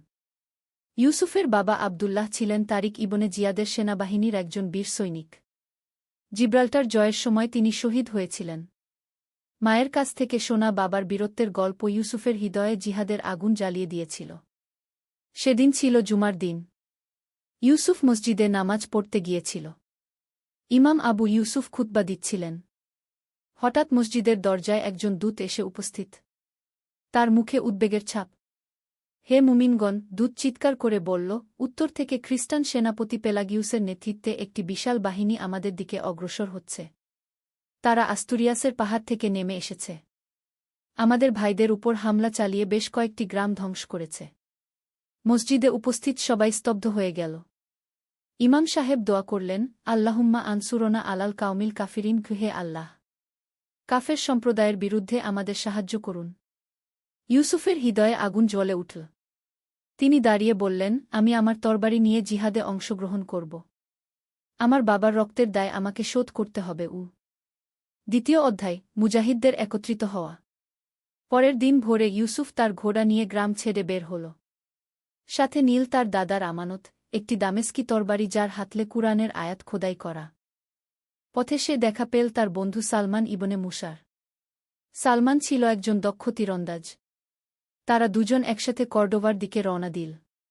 কর্ডোভায় পৌঁছে দেখল, আমির আব্দুর রহমানের আদেশে মুজাহিদরা জমায়েত হচ্ছে। সেনাপতি আব্দুল মালিক ইবনে কাতানের নেতৃত্বে একটি বিশাল বাহিনী গড়ে উঠেছে। সেনাপতি আব্দুল মালিক ছিলেন একজন অভিজ্ঞ যোদ্ধা। তিনি উত্তর আফ্রিকা থেকে এসেছিলেন এবং বহু যুদ্ধের অভিজ্ঞতা রয়েছে তার। হে মুজাহিদগণ, সেনাপতি সবাইকে সম্বোধন করলেন, আল্লাহ তায়ালা আমাদের এই ভূমিতে ইসলাম প্রতিষ্ঠার সুযোগ দিয়েছেন। এখন কাফেররা আমাদের বিতাড়িত করতে চায়। কিন্তু আমরা মুসলমান। আমাদের রয়েছে আল্লাহর সাহায্যও। তিনি কুরআনের আয়াত পাঠ করলেন, আর সাহায্য তো কেবল মহাপরাক্রমশালী প্রজ্ঞাময় আল্লাহর পক্ষ থেকেই আসে। তৃতীয় অধ্যায়, কোভাডোঙ্গার পথে। মুসলিম বাহিনী উত্তরের দিকে যাত্রা শুরু করল। তাদের সংখ্যা ছিল প্রায় ৫,০০০। এর মধ্যে ছিল অশ্বারোহী, পদাতিক এবং তীরন্দাজ।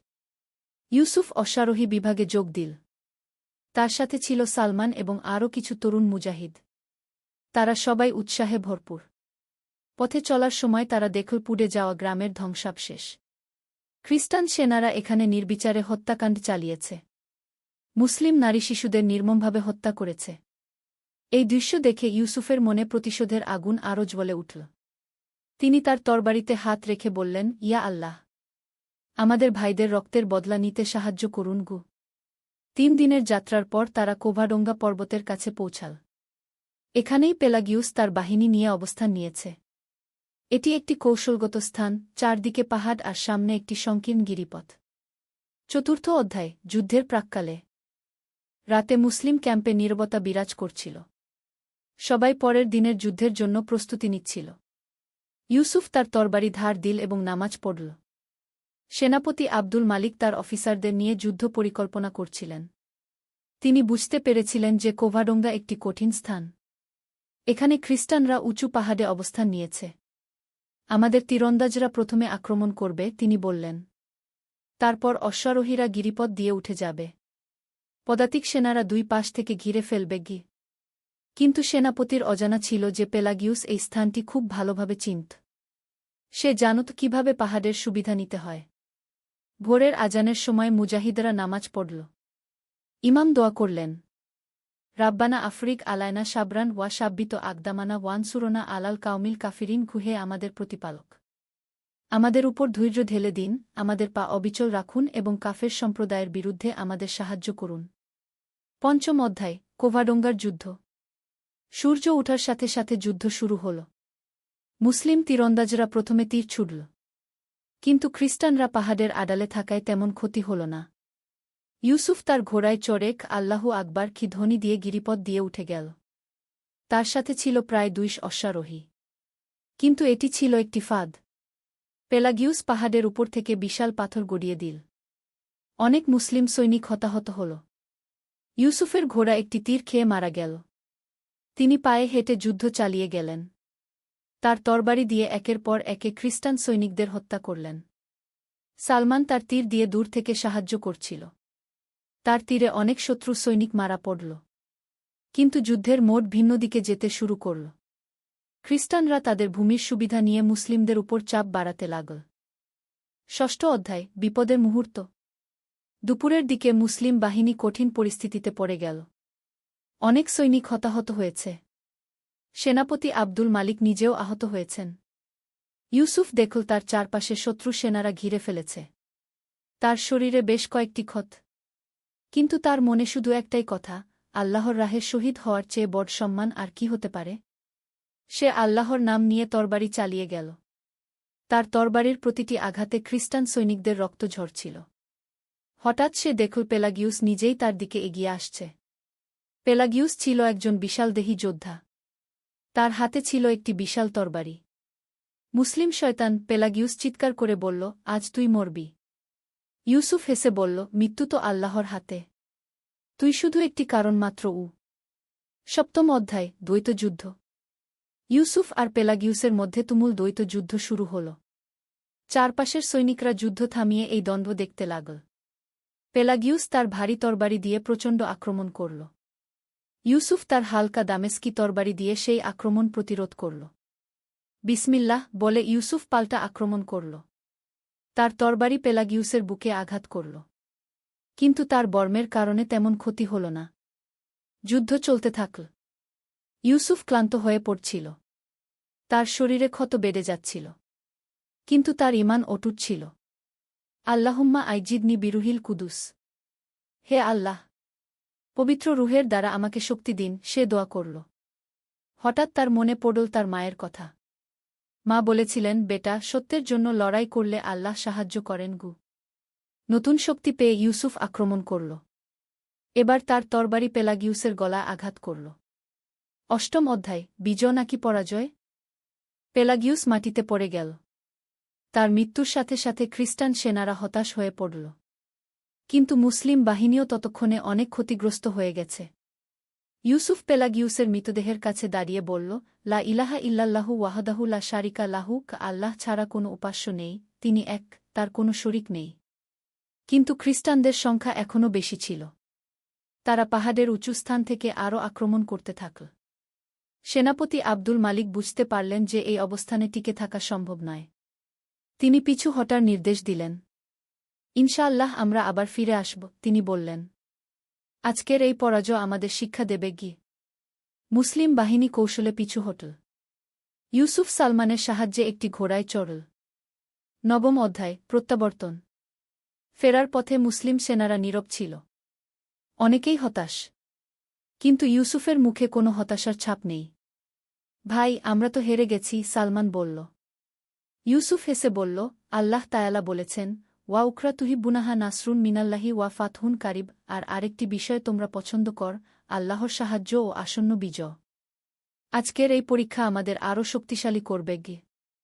পথে তারা দেখা পেল কিছু স্থানীয় মুসলিম যারা খ্রিস্টানদের অত্যাচারে পালিয়ে এসেছে। ইউসুফ তাদের সাহায্য করল। একজন বয়স্ক মানুষ বলল, বেটা, তোমরা আমাদের জন্য লড়েছ। আল্লাহ তোমাদের প্রতিদান দেবেন ঘে। দশম অধ্যায় নতুন অঙ্গীকার। কর্ডোভায় ফিরে এসে ইউসুফ মসজিদে গেল। সেখানে ইমাম সাহেব তাকে দেখে বললেন, মুজাহিদ হওয়ার অর্থ শুধু যুদ্ধ জেতা নয়। মুজাহিদ হল সেই ব্যক্তি যে আল্লাহর রাহে সর্বদা সংগ্রাম করে। কি? ইউসুফ নামাজ পড়ার পর দোয়া করল, রাব্বি আউজিনি আন আশকুরা নিমাতাকাল্লাতি আনামতা আলাইয়া ওয়া আলা ওয়ালিদাইয়া ওয়া আন আমালা সালিহান তারদাহু, হে আমার প্রতিপালক, আমাকে সামর্থ্য দিন যেন আমি আপনার সেই নিয়ামতের কৃতজ্ঞতা প্রকাশ করি যা আপনি আমার উপর এবং আমার পিতামাতার উপর দান করেছেন, আর যেন আমি এমন সৎকাজ করি যা আপনি পছন্দ করেন। তিনি মনে মনে অঙ্গীকার করলেন যে ইসলামের জন্য আরও কাজ করবেন। শুধু তরবারি দিয়ে নয়, গান দিয়ে, চরিত্র দিয়ে মানুষের সেবা করে। একাদশ অধ্যায় শিক্ষা ও প্রস্তুতি। পরের কয়েক মাস ইউসুফ কুরআন ও হাদিস অধ্যয়নে মনোনিবেশ করল।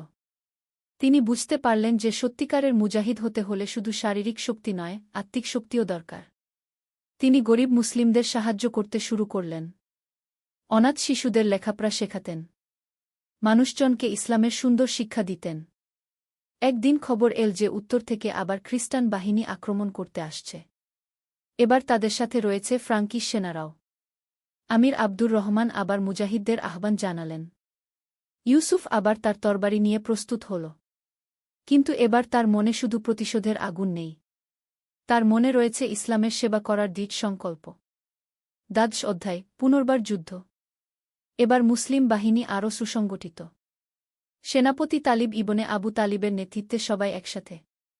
যুদ্ধক্ষেত্র এবার ছিল তুলায় মাঠে। এখানে কোনো পাহাড় নেই, সমতল ভূমি। দুই বাহিনী মুখোমুখি। ইউসুফ এবার অশ্বারোহী বিভাগের একজন অফিসার। তার নেতৃত্বে ছিল ৫০ জন সৈনিক। যুদ্ধ শুরুর আগে সেনাপতি তালিব ভাষণ দিলেন, আমরা আল্লাহর দিনের জন্য লড়ছি। আমাদের শত্রুরা শুধু দুনিয়ার জন্য। আল্লাহ আমাদের সাথে আছেন গু। ত্রয়োদশ অধ্যায় বিজয়ের স্বাদ। এবার যুদ্ধে মুসলিমদের পূর্ণ বিজয় হল। খ্রিস্টান ফ্রাঙ্কিশ মিত্র বাহিনী পরাজিত হয়ে পালিয়ে গেল। ইউসুফ এই যুদ্ধে অসাধারণ বীরত্ব দেখিয়েছিল। তার নেতৃত্বে অশ্বারোহী বিভাগ শত্রুদের ডানপার্শ্ব সম্পূর্ণ ধ্বংস করেছিল। যুদ্ধ জেতার পর মুজাহিদেরা ও আল্লাহু আকবার কি ধ্বনি দিল। কিন্তু ইউসুফ সেজদায় পড়ে আল্লাহর শুকরিয়া আদায় করল। আলহামদুলিল্লাহি রাব্বিল আলামিন, সকল প্রশংসা আল্লাহর জন্য যিনি সমস্ত জগতের প্রতিপালক। সেনাপতি তালিব ইউসুফের কাছে এসে বললেন, তুমি একজন সত্যিকারের মুজাহিদ। আল্লাহ তোমার মধ্যে বিশেষ গুণ দিয়েছেন গু। চতুর্দশ অধ্যায় শান্তির বার্তা। বিজয়ের পর ইউসুফ লক্ষ্য করল, যুদ্ধক্ষেত্রে অনেক খ্রিস্টান সৈনিক আহত হয়ে পড়ে আছে। ইসলামের শিক্ষা অনুযায়ী তিনি তাদের সেবা করতে গেলেন। একজন আহত ফ্রাঙ্কিশ সৈনিক তাকে ভয় পেয়ে বলল, তুমি কি আমাকে হত্যা করবে? ইউসুফ হেসে বলল, ইসলাম আমাদের শেখায় যে যুদ্ধ শেষ হলে মানবতার সেবা করতে হয়। আমি তোমার সেবা করব। তিনি সেই আহত সৈনিকের ক্ষতস্থান পরিষ্কার করে দিলেন এবং পানি পান করালেন। ফ্রাঙ্কিশ সৈনিক অবাক হয়ে বলল, তোমাদের ধর্ম তো খুবই মানবিক। ইউসুফ বলল, আমাদের নবী সাল্লাল্লাহু আলাইহি ওয়াসাল্লাম বলেছেন, রাহমান দয়ালু ব্যক্তিদের উপর রাহমান আল্লাহ রহম করেন। পঞ্চদশ অধ্যায় সত্যের প্রভাব। যুদ্ধের পরবর্তী দিনগুলোতে একটি আশ্চর্যজনক ঘটনা ঘটল। যে ফ্রাঙ্কিশ সৈনিকটিকে ইউসুফ সেবা করেছিল সে কয়েকদিন পর মুসলিম ক্যাম্পে এল। তার নাম ছিল রবার্ট। সে বলল, আমি ইসলাম সম্পর্কে জানতে চাই। তোমাদের ব্যবহার আমাকে মুগ্ধ করেছে গি। ইউসুফ তাকে ইসলামের বুনিয়াদী শিক্ষা দিল। তাওহিদ, রিসালাত, আখিরাতের কথা বলল। কুরআনের আয়াত শোনাল। লা ইকরাহা ফিদ্দিন, কাত তাবাইজানার রুশদু মিনাল গাইলি, কি দিনের ব্যাপারে কোনো জোরাজুরি নেই, সত্যপথ ভ্রান্ত পথ থেকে স্পষ্ট হয়ে গেছে। রবার্ট কয়েকদিন চিন্তা করার পর ইসলাম গ্রহণ করল। তার মুসলিম নাম হল আব্দুর রহমান। ষোড়শ অধ্যায়, নতুন দায়িত্ব। ইউসুফের সুনাম আমির আব্দুর রহমানের কাছে পৌঁছাল। আমির তাকে ডেকে বললেন, তুমি শুধু একজন যোদ্ধা নও, তুমি ইসলামের একজন দূত। আমি তোমাকে একটি বিশেষ দায়িত্ব দিতে চাই। আমির বললেন, উত্তরের পাহাড়ি অঞ্চলে অনেক গোত্র আছে। তারা এখনও ইসলাম সম্পর্কে সঠিক ধারণা পায়নি। তুমি সেখানে গিয়ে তাদের ইসলামের দাওয়াত দেবে, প্রয়োজনে তাদের রক্ষা করবে কি? ইউসুফ আনন্দিত হয়ে বলল, আমিরুল মুমিনিন, এটি আমার জন্য সম্মানের ব্যাপার। আমি এই দায়িত্ব পালন করব। আমির তাকে ৫০ জন নির্বাচিত মুজাহিদের একটি দল দিলেন। এদের মধ্যে ছিল সালমান এবং নমুসলিম আব্দুর রহমান, পূর্বে রবার্ট। সপ্তদশ অধ্যায়, পাহাড়ি অভিযান। ইউসুফ তার দল নিয়ে উত্তরের পাহাড়ি অঞ্চলে রওনা দিল। এই অঞ্চলে বিভিন্ন গোত্র বাস করত। তারা মূলত পশুপালন ও কৃষিকাজ করত। প্রথম যে গ্রামে তারা পৌঁছাল, সেখানকার গ্রামবাসীরা তাদের দেখে ভয় পেল। তারা ভাবল হয়তো এরা তাদের উপর হামলা করতে এসেছে। ইউসুফ একা হাতে গিয়ে গ্রামের প্রধানের সাথে কথা বলল। তিনি বলল, আমরা যুদ্ধ করতে আসিনি, আমরা এসেছি শান্তির বার্তা নিয়ে। গ্রামের প্রধান মার্তিন বলল, তোমরা মুসলমান, তোমাদের কথা আমরা শুনেছি। ইউসুফ বলল, আমাদের সম্পর্কে যা শুনেছেন আমরা আসলে কেমন তা নিজে দেখুন। অষ্টাদশ অধ্যায়, বিশ্বাসের ভিত্তি। ইউসুফ এবং তার সাথীরা সেই গ্রামে কয়েকদিন অবস্থান করল। তারা গ্রামবাসীদের সাহায্য করল, তাদের সাথে খাবার ভাগ করে খেল, অসুস্থদের সেবা করল। গ্রামে একটি শিশু গুরুতর অসুস্থ ছিল। ইউসুফ তার সেবা করল এবং ইসলামিক চিকিৎসা পদ্ধতিতে তাকে সুস্থ করে তুলল। শিশুটির মা খুশি হয়ে বলল, তোমরা দেবদূতের মতো। ইউসুফ হেসে বলল, আমরা সাধারণ মানুষ, কিন্তু আমাদের ধর্ম আমাদের শিখিয়েছে মানুষের সেবা করতে। ধীরে ধীরে গ্রামবাসীরা ইউসুফদের বিশ্বাস করতে শুরু করল। তারা ইসলাম সম্পর্কে জানতে আগ্রহী হল। ১৯ অধ্যায়, সত্যের আলো। একদিন সন্ধ্যায় ইউসুফ গ্রামবাসীদের নিয়ে বসল। তিনি তাদের ইসলামের মূল নীতিগুলো বুঝিয়ে বলল। ইসলাম মানে শান্তি। আমরা একমাত্র আল্লাহর ইবাদত করি, যিনি সবকিছুর স্রষ্টা। আমরা বিশ্বাস করি সব মানুষ সমান, কেউ জন্মসূত্রে উঁচু বা নিচু নয়।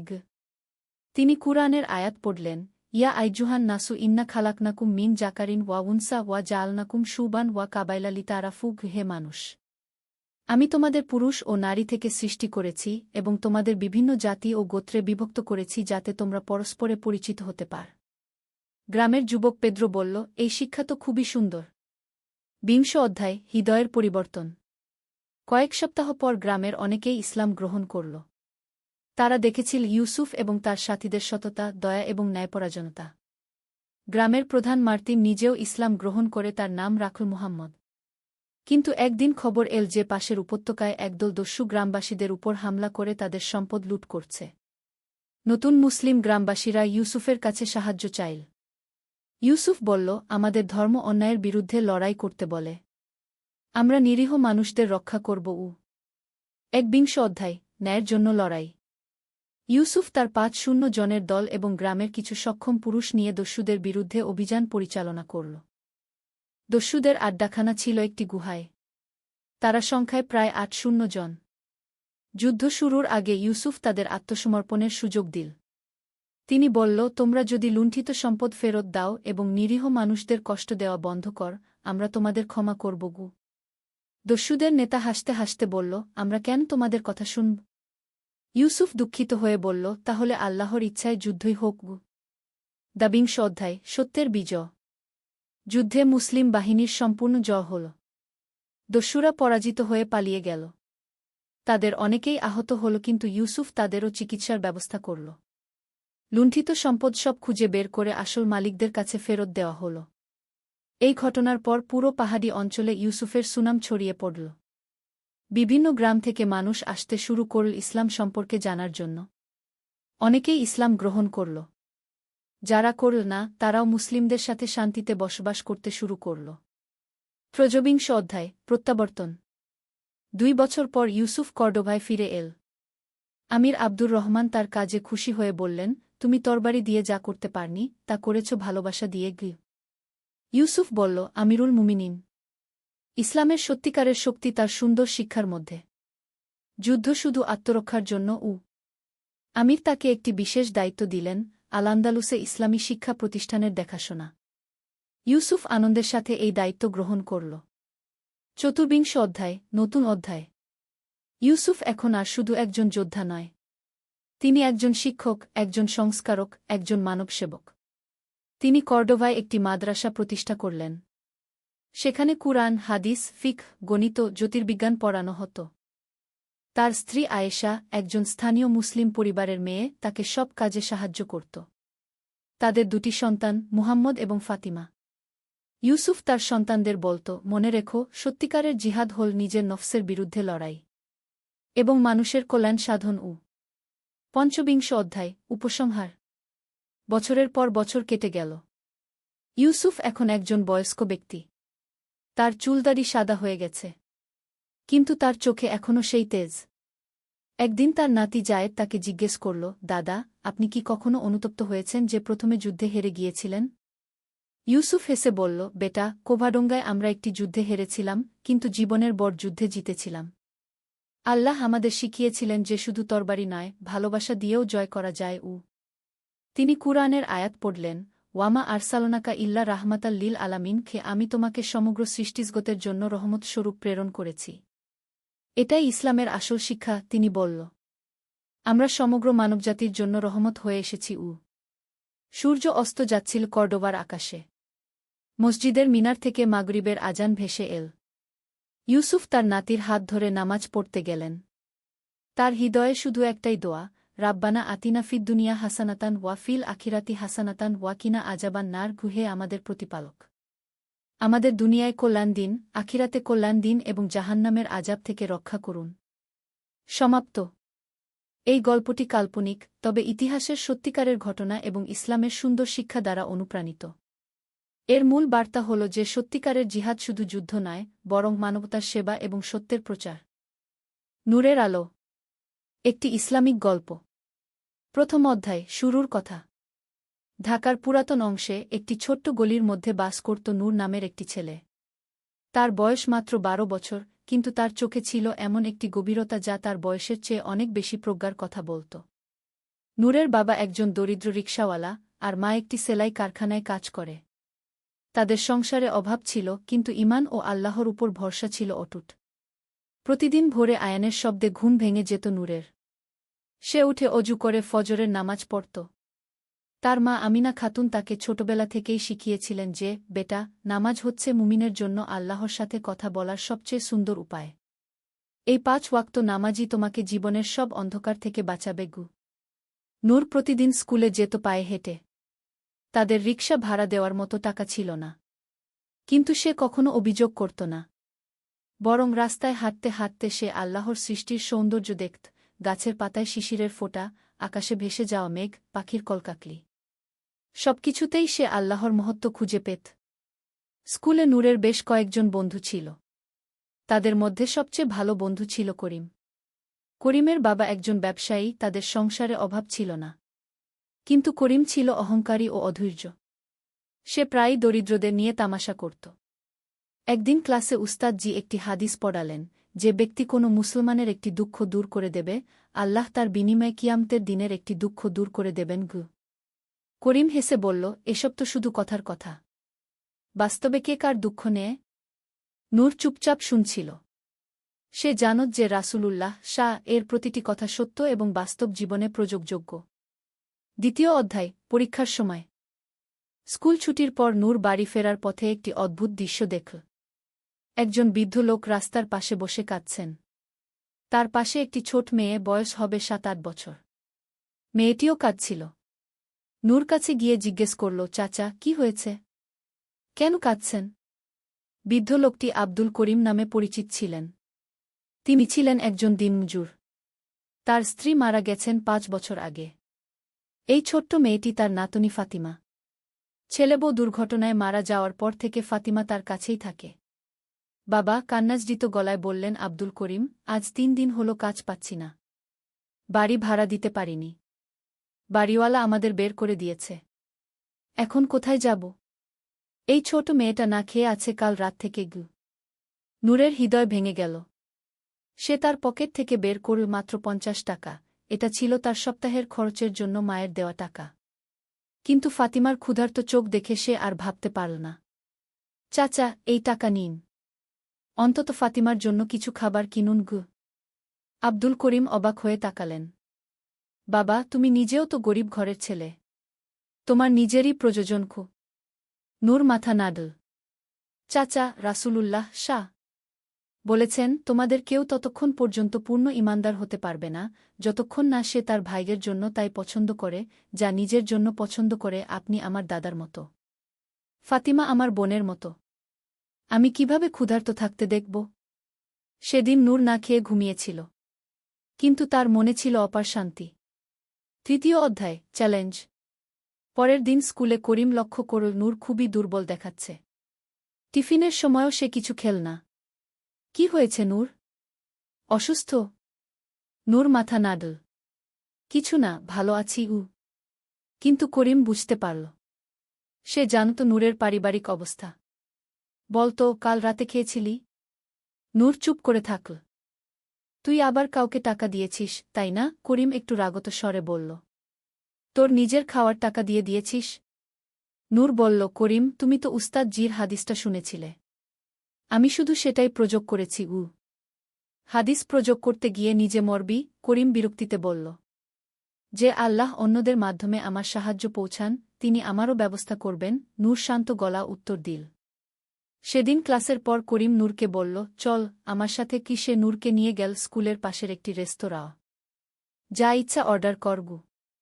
নূর মাথা নাড়ল। না করিম, আমি পারব না গি। কেন?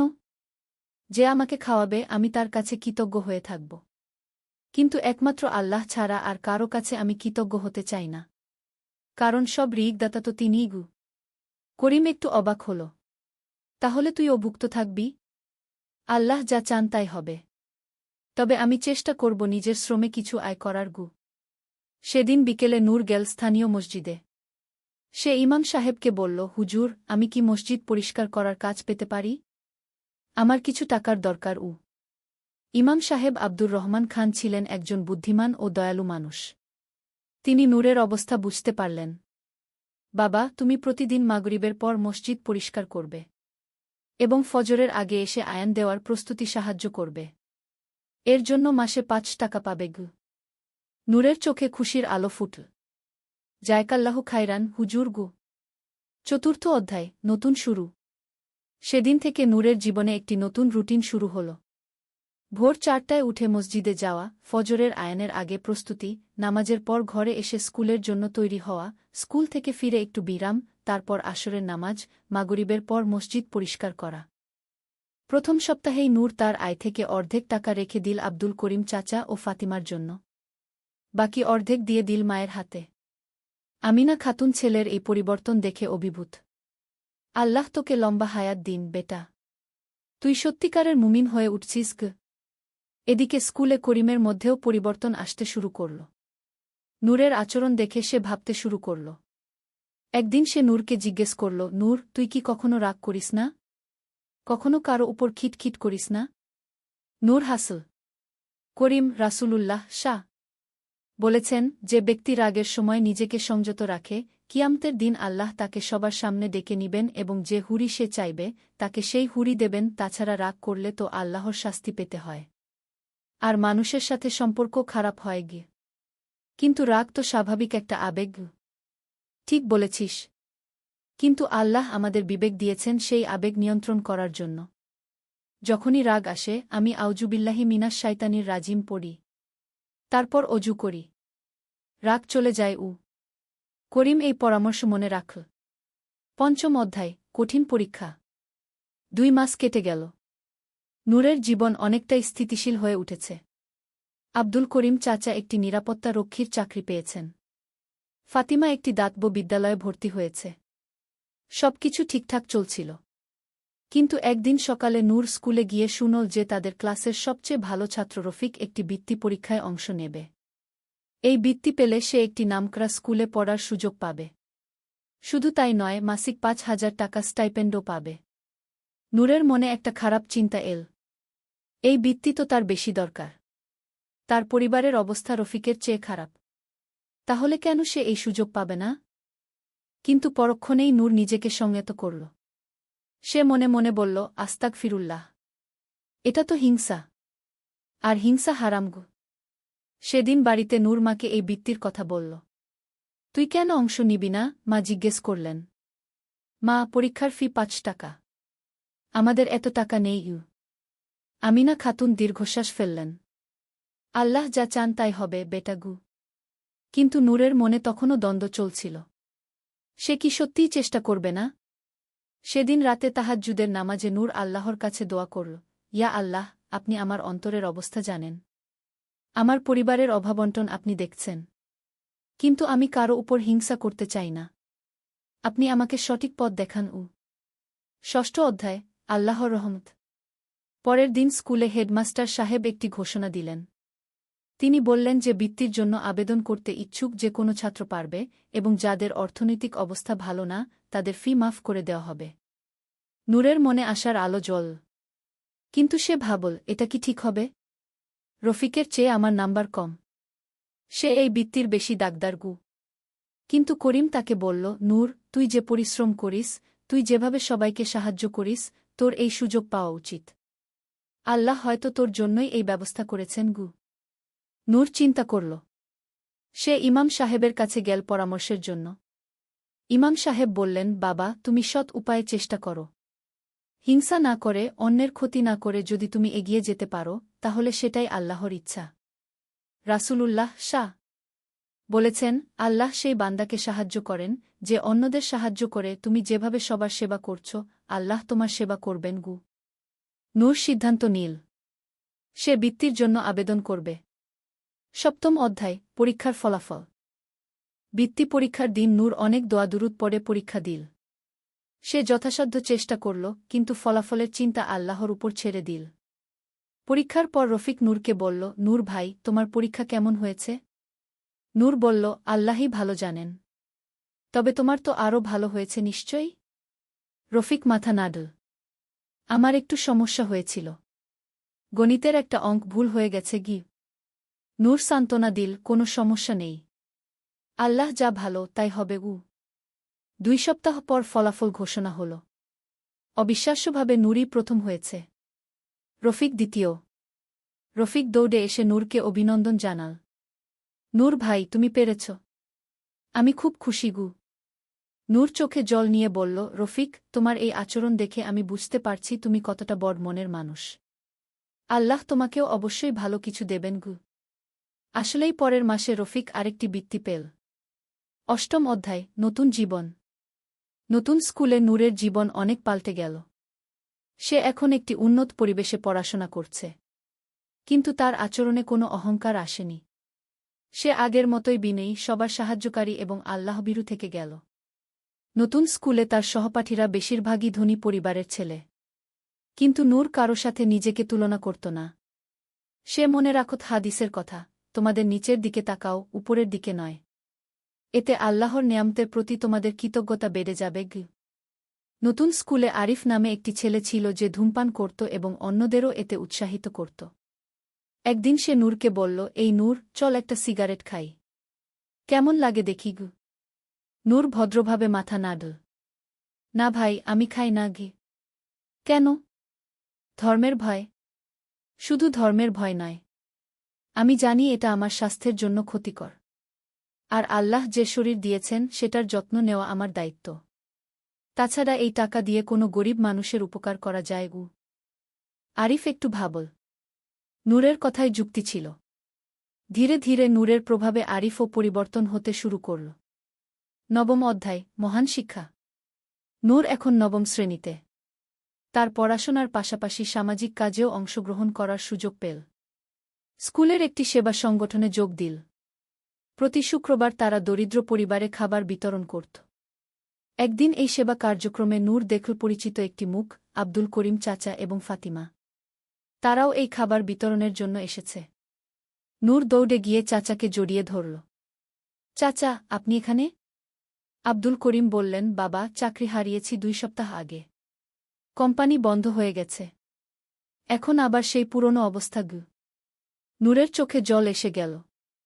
সে তৎক্ষণাৎ তার পকেট থেকে তার মাসিক স্টাইপেন্ডের অর্ধেক টাকা বের করে চাচার হাতে দিল।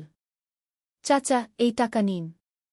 আর চিন্তা করবেন না, আল্লাহ আছেন গু। কিন্তু আব্দুল করিম টাকা ফেরত দিলেন। না বাবা, তুমি এখন পড়াশোনা করছ। তোমার নিজেরই টাকার দরকার। আল্লাহ আমার রিকের ব্যবস্থা করবেন গু। নূর জোর করে টাকা তার হাতে রাখল। চাচা, একবার আপনি আমাকে শিখিয়েছিলেন যে সাহায্য নেওয়াও এক ধরনের ইবাদত। কারণ এতে সাহায্যকারীর সোয়াব হয়। আপনি আমার সোয়াবের পথে বাধা হবেন? আব্দুল করিম হেসে ফেললেন। তুমি ছোটবেলা থেকেই বুদ্ধিমান ছিলে গু। সেদিন রাতে নূর আল্লাহর কাছে বিশেষভাবে দোয়া করল। ইয়া রাব্বাল আলামিন, আব্দুল করিম চাচার জন্য একটি ভালো চাকরির ব্যবস্থা করে দিন গু। 10ম অধ্যায়, দোয়ার শক্তি। আল্লাহর অপার রহমতে মাত্র 1 সপ্তাহ পরে আব্দুল করিম একটি সরকারি হাসপাতালে নিরাপত্তা রক্ষীর চাকরি পেলেন। বেতন আগের চেয়ে ভালো, আর চাকরিটাও স্থায়ী। এই খবর শুনে নূর সিজদায় পড়ে গেল। আলহামদুলিল্লাহি রাব্বিল আলামিন গু। কিন্তু আল্লাহর পরীক্ষা এখানেই শেষ নয়। কয়েক মাস পর নূরের বাবা রিকশা চালাতে গিয়ে একটি দুর্ঘটনার শিকার হলেন। তার পা ভেঙে গেল। ডাক্তার বললেন কমপক্ষে 3 মাস কাজ করতে পারবেন না। এই সময় পুরো পরিবারের দায়িত্ব এসে পড়ল নূরের উপর। তার মায়ের আয় ছিল খুবই কম। স্টাইপেন্ডের টাকা দিয়ে সংসার চালানো মুশকিল। নূর ইমাম সাহেবের কাছে গেল। হুজুর, আমি কি আগের মতো মসজিদের কাজ করতে পারি? অতিরিক্ত কিছু আয়ের দরকার। ইমাম সাহেব বললেন, অবশ্যই পারবে। তবে তোর পড়াশোনার ক্ষতি যেন না হয়। আল্লাহ যে সুযোগ দিয়েছেন সেটা নষ্ট করিস না গিয়ে। নূর এবার আরও কঠোর পরিশ্রম শুরু করল। ভোর 4টায় উঠে মসজিদের কাজ, তারপর স্কুল, বিকেলে আবার মসজিদ, রাতে বাড়িতে পড়াশোনা। কিন্তু এত চাপের মধ্যেও নূর কখনো তার নামাজ, কুরআন তিলাওয়াত ছাড়েনি। সে জানত এগুলোই তার শক্তির উৎস। 11 অধ্যায়, বন্ধুত্বের পরীক্ষা। এই কঠিন সময়ে নূরের বন্ধুরা তার পাশে দাঁড়াল। করিম, যে একসময় অহংকারী ছিল, সে এখন নূরের সবচেয়ে ভালো বন্ধু। সে নিয়মিত নূরের পরিবারে খোঁজখবর নিত। রফিক তার টিউশনির টাকা থেকে প্রতি মাসে কিছু টাকা পাঠাত নূরের বাবার চিকিৎসার জন্য। আরিফ, যে একসময় ধূমপান করত, সে এখন সম্পূর্ণ পাল্টে গেছে। সেও নূরের পরিবারকে সাহায্য করতে চাইল। কিন্তু নূর বলল, বন্ধুরা, তোমাদের সাহায্যের জন্য আমি কৃতজ্ঞ। কিন্তু আমি চাই না তোমাদের নিজেদের কষ্ট হোক। আল্লাহ আমাদের যতটুকু দিয়েছেন তা দিয়েই আমরা চলবগু। করিম বলল, নূর, তুই আমাদের অনেক কিছু শিখিয়েছিস। তোর কাছ থেকে শিখেছি যে সাহায্য করা আসলে নিজেরই উপকার। আমরা তোকে সাহায্য করে আসলে আল্লাহর কাছে সোয়াব কামাই করছি। এই কথা শুনে নূর আর আপত্তি করল না। 12 অধ্যায়, মাতৃভূমির সেবা। নূর এখন 10ম শ্রেণীতে। তার পড়াশোনা খুব ভালো চলছে। বাবার পাও প্রায় সেরে গেছে। পরিস্থিতি আস্তে আস্তে স্বাভাবিক হয়ে আসছে। এই সময় দেশে একটি বন্যা হল। অনেক মানুষ ক্ষতিগ্রস্ত হল। স্কুল থেকে একটি ত্রাণ কমিটি গঠন করা হল। নূর এই কমিটির সদস্য হল। কমিটি যখন বন্যাক্রান্ত এলাকায় গেল, নূর দেখল সেখানকার অবস্থা তার নিজের পরিবারের পুরনো অবস্থার চেয়েও খারাপ। মানুষের কাছে খাওয়ার জন্য কিছু নেই, পরার মতো কাপড় নেই। নূর তার সঙ্গে আনা সব জিনিস বিতরণ করে দিল। শুধু তাই নয়, সে তার নিজের পরনের একটি শার্ট ও একটি ছোট বাচ্চাকে দিয়ে দিল, যার গায়ে ছেঁড়া একটি জামা ছাড়া আর কিছু ছিল না। করিম বলল, নূর, তুই তো নিজের জামাও দিয়ে দিলি গু। নূর বলল, আমার কাছে আরও আছে। কিন্তু এই বাচ্চাটার কাছে তো এটাই একমাত্র। সেদিন রাতে ত্রাণ শিবিরে থাকতে হল। নূর দেখল অনেক মানুষ রাতে ক্ষুধার্ত ঘুমাচ্ছে। সে তার রাতের খাবার ভাগ করে কয়েকটি বাচ্চাকে দিল। 13 অধ্যায়, নেতৃত্বের গুণ। বন্যার পর নূরের মধ্যে নেতৃত্বের গুণ আরও প্রকাশিত হতে শুরু করল। সে স্কুলে একটি কুসেবা সংঘও গঠন করল। এই সংঘের উদ্দেশ্য ছিল নিয়মিত দরিদ্র ও অসহায়দের সেবা করা। প্রতি সপ্তাহে তারা এতিমখানা, বৃদ্ধাশ্রম, হাসপাতাল পরিদর্শন করত। শিক্ষার্থীরা তাদের পকেট মানি থেকে অল্প অল্প করে জমিয়ে এই কাজের জন্য ফান্ড তৈরি করত। প্রিন্সিপাল সাহেব নূরের এই উদ্যোগে খুশি হয়ে তাকে স্কুলের ছাত্রনেতা নির্বাচিত করলেন। কিন্তু নূর এই পদটি নিতে দ্বিধা করল। সে প্রিন্সিপাল সাহেবকে বলল, স্যার, আমি একটা সাধারণ ছাত্র। নেতা হওয়ার যোগ্যতা আমার আছে কি? প্রিন্সিপাল সাহেব হাসলেন।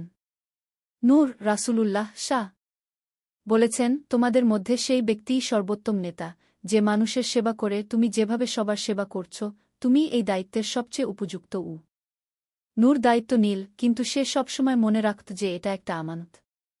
সে কখনো এই পদের অপব্যবহার করেনি। চতুর্দশ অধ্যায়, জীবনের দর্শন। নূর এখন একাদশ শ্রেণীতে। তার বন্ধুরা ভবিষ্যতের ক্যারিয়ার নিয়ে চিন্তা করছে। কেউ ডাক্তার হতে চায়, কেউ ইঞ্জিনিয়ার, কেউ ব্যবসায়ী। একদিন করিম নূরকে জিজ্ঞেস করল, নূর, তুই কি হতে চাস? নূর চিন্তা করল। তারপর বলল, আমি এমন একটা পেশা বেছে নিতে চাই যেখানে আমি মানুষের সেবা করতে পারব। হতে পারে ডাক্তার, হতে পারে শিক্ষক, হতে পারে সমাজসেবক। আসল কথা হল, যে পেশাই করি না কেন সেটা যেন হয় মানুষের কল্যাণের জন্য। আরিফ বলল, কিন্তু টাকা পয়সার কথা ভাবিস না? নূর হাসল। রাসূলুল্লাহ শাহ বলেছেন, যে ব্যক্তি আখিরাতকে প্রাধান্য দেয়, আল্লাহ তার দুনিয়ার কাজকে সহজ করে দেন। আমি বিশ্বাস করি, সৎভাবে কাজ করলে আল্লাহ রিজিকের ব্যবস্থা করবেন। এই কথাগুলো শুনে তার বন্ধুরাও তাদের জীবনের লক্ষ্য নিয়ে ভাবতে শুরু করল। পঞ্চদশ অধ্যায়, বিয়ের প্রস্তাব। নূর যখন দ্বাদশ শ্রেণীতে, তখন একদিন তার মা একটি বিয়ের প্রস্তাব নিয়ে এলেন। মেয়েটি হাফেজা, একটি মাদ্রাসার ছাত্রী। পরিবারটিও ধর্মপ্রাণ। কিন্তু মা, আমি তো এখনও পড়াশোনা শেষ করিনি, নূর বলল। বেটা, তারা বলেছে তোর পড়াশোনা শেষ হওয়া পর্যন্ত অপেক্ষা করবে। শুধু এখন নিকাহ পড়িয়ে দিতে চায়। নূর ভাবল, ইসলামে বিয়ে একটি গুরুত্বপূর্ণ ইবাদত। এটা মানুষকে গুনাহ থেকে বাঁচায়। সে ইস্তিখারার নামাজ পড়ল। তারপর সিদ্ধান্ত নিল যে এই প্রস্তাব গ্রহণ করবে। নিকাহের দিন নূর খুব সাদামাটা অনুষ্ঠান করল। বেশি খরচ করল না। তার মতে, বিয়েতে অপচয় করার চেয়ে সেই টাকা দিয়ে গরিবদের সাহায্য করা ভালো। ষোড়শ অধ্যায়, নতুন দায়িত্ব। বিশ্ববিদ্যালয়ে নূর সমাজবিজ্ঞান বিষয়ে পড়তে শুরু করল। তার স্বপ্ন ছিল একজন সমাজকর্মী হওয়ার। বিশ্ববিদ্যালয়ে এসে সে দেখল এখানে নানা ধরনের রাজনীতি আছে। কিছু ছাত্র আছে যারা অন্যায় কাজে জড়িত। কিন্তু নূর সব ধরনের অন্যায় থেকে দূরে থাকল। সে বিশ্ববিদ্যালয়েও একটি সেবা সংগঠন গড়ল। এই সংগঠনের মাধ্যমে তারা আশেপাশের গ্রামগুলোতে সাক্ষরতা কর্মসূচি চালাত। তার স্ত্রী জায়নাবও এই কাজে তাকে সাহায্য করত। সে মহিলাদের কুরআন ও হাদিস শেখাত। একদিন একজন রাজনৈতিক নেতা নূরের কাছে এসে বলল, তুমি তো ভালো কাজ করছ। আমাদের দলে যোগ দাও। আমরা তোমাকে অনেক সুবিধা দিতে পারব। নূর বিনয়ের সাথে প্রত্যাখ্যান করল। স্যার, আমি রাজনীতিতে আগ্রহী নই। আমি শুধু মানুষের সেবা করতে চাই। কিন্তু রাজনীতি না করলে সমাজ পরিবর্তন করা যায় না। হয়তো আপনি ঠিক বলছেন। কিন্তু আমি মনে করি, প্রথমে নিজেকে পরিবর্তন করতে হয়, তারপর পরিবারকে, তারপর সমাজকে। রাসূলুল্লাহ শাহ ও এভাবেই শুরু করেছিলেন। সপ্তদশ অধ্যায়, পিতা হওয়ার আনন্দ। বিশ্ববিদ্যালয়ের তৃতীয় বর্ষে নূর পিতা হলেন। তার ছেলের নাম রাখলেন ইব্রাহিম। এই নাম রাখার পেছনে কারণ ছিল, ইব্রাহিম ছিলেন আল্লাহর খলিল বা বন্ধু। নূরও চাইত তার ছেলে আল্লাহর একজন প্রিয় বান্দা হয়ে উঠুক। পিতা হওয়ার পর নূরের দায়িত্ববোধ আরও বেড়ে গেল। সে আরও কঠোর পরিশ্রম করতে শুরু করল। কিন্তু পরিবারের জন্য সময়ও বের করত। তার স্ত্রী জায়নাব একটি আদর্শ মুসলিম নারী। সে নূরের সব কাজে সহযোগিতা করত। তারা দুজনে মিলে ইব্রাহিমকে ইসলামিক মূল্যবোধ শেখাতে শুরু করল। ইব্রাহিম যখন প্রথম কথা বলতে শিখল, তার প্রথম শব্দ ছিল আল্লাহ। নূরের চোখে জল এসে গেল। অষ্টাদশ অধ্যায়, স্নাতক ও কর্মজীবন। বিশ্ববিদ্যালয় থেকে স্নাতক হওয়ার পর নূর একটি বেসরকারি সংস্থায় কাজ শুরু করল। এই সংস্থাটি গ্রামাঞ্চলে শিক্ষা ও স্বাস্থ্যসেবা নিয়ে কাজ করত। নূরের কাজ ছিল মাঠ পর্যায়ে গিয়ে মানুষের সমস্যা বুঝা এবং সেগুলোর সমাধান খুঁজে বের করা। তার বেতন খুব বেশি ছিল না, কিন্তু কাজে সন্তুষ্টি ছিল অসীম। একদিন তিনি একটি প্রত্যন্ত গ্রামে গেলেন। সেখানে দেখলেন একটি স্কুল আছে, কিন্তু শিক্ষক নেই। বাচ্চারা দিনের পর দিন স্কুলে এসে বসে থাকে, কিন্তু কেউ তাদের পড়ায় না। নূর সিদ্ধান্ত নিলেন যে সপ্তাহে কমপক্ষে 2 দিন এখানে এসে বাচ্চাদের পড়াবেন। তিনি নিজের খরচে এখানে আসা যাওয়া করতে লাগলেন। তার স্ত্রী জায়নাব কখনো আপত্তি করেননি। বরং তিনি বলতেন, আপনি সঠিক কাজই করছেন। আল্লাহ আমাদের রিজিকের ব্যবস্থা করবেন। 19 অধ্যায়, সমাজে প্রভাব। নূরের কাজের খবর আস্তে আস্তে চারদিকে ছড়িয়ে গেল। অনেক মানুষ তার দ্বারা অনুপ্রাণিত হয়ে সমাজসেবায় নেমে পড়ল। তার পুরনো বন্ধু করিম এখন একজন সফল ব্যবসায়ী। কিন্তু নূরের প্রভাবে সে তার আয়ের একটা অংশ নিয়মিত দাতব্য কাজে খরচ করে। রফিক হয়েছে ডাক্তার। সে প্রতি সপ্তাহে একদিন বিনামূল্যে গরিব রোগী দেখে। আরিফ শিক্ষক হয়েছে। সে তার স্কুলে একটি নৈতিক শিক্ষা ক্লাব খুলেছে। সবার মধ্যেই নূরের সেই ছোটবেলার প্রভাব দেখা যাচ্ছিল। আব্দুল করিম চাচা এখন অবসর নিয়েছেন। ফাতিমা বড় হয়ে একজন শিক্ষিত মেয়ে হয়েছে। সে এখন একটি স্কুলে শিক্ষক। একদিন ফাতিমা নূরের কাছে এসে বলল, নূর ভাই, আপনি আমার জীবনটা বাঁচিয়েছিলেন। সেদিন আপনি যদি সাহায্য না করতেন, আজ আমি হয়তো শিক্ষিত হতে পারতাম না। নূর বলল, ফাতিমা, এসব আল্লাহর ফজল। আমি শুধু একটা মাধ্যম ছিলাম। 20 অধ্যায়, জীবনের শেষ অধ্যায়। বয়স বাড়ার সাথে সাথে নূরের কাজের ক্ষেত্র আরও বিস্তৃত হল। তিনি এখন একটি বড় দাতব্য সংস্থার প্রধান। কিন্তু তার আচরণে কোনো পরিবর্তন আসেনি। তিনি আগের মতোই বিনয়ী, সাদাসিধে এবং আল্লাহভীরু। তার ছেলে ইব্রাহিম এখন 20 বছর বয়স। সেও বাবার পথ অনুসরণ করছে। সে মেডিকেল কলেজে পড়ছে, কিন্তু পড়াশোনার পাশাপাশি সমাজসেবাতেও সক্রিয়। একদিন ইব্রাহিম তার বাবাকে জিজ্ঞেস করল, আব্বা, আপনি জীবনে কখনো হতাশ হননি? নূর মৃদু হেসে বলল, বেটা, হতাশা তো মানুষের স্বাভাবিক আবেগ। কিন্তু আমি সবসময় মনে রেখেছি রাসূলুল্লাহ শাহ এর একটি কথা, আল্লাহর রহমত থেকে নিরাশ হজো না। আর আমি দেখেছি, যখনই কোনো সমস্যায় পড়েছি, আল্লাহ কোনো না কোনোভাবে সমাধান করে দিয়েছেন। কিন্তু কখনো মনে হয়নি যে আপনি অনেক ত্যাগ করেছেন? ত্যাগ? না বেটা। আমি যা পেয়েছি তার তুলনায় যা দিয়েছি তা খুবই কম। আল্লাহ আমাকে দিয়েছেন একটি সুন্দর পরিবার, তোমার মতো একটি ভালো ছেলে, সমাজের সম্মান, এবং সবচেয়ে বড় কথা, মানুষের দোয়া। এর চেয়ে বড় সম্পদ আর কি হতে পারে? 21 অধ্যায়, উত্তরাধিকার। নূর এখন 50 বছর বয়সে পৌঁছেছেন। তার প্রতিষ্ঠিত দাতব্য সংস্থা এখন সারা দেশে কাজ করছে। হাজার হাজার গরিব শিশু শিক্ষা পাচ্ছে, অসহায় মানুষ চিকিৎসা সেবা পাচ্ছে। কিন্তু নূরের সবচেয়ে বড় গর্ব হল তার ছেলে ইব্রাহিম।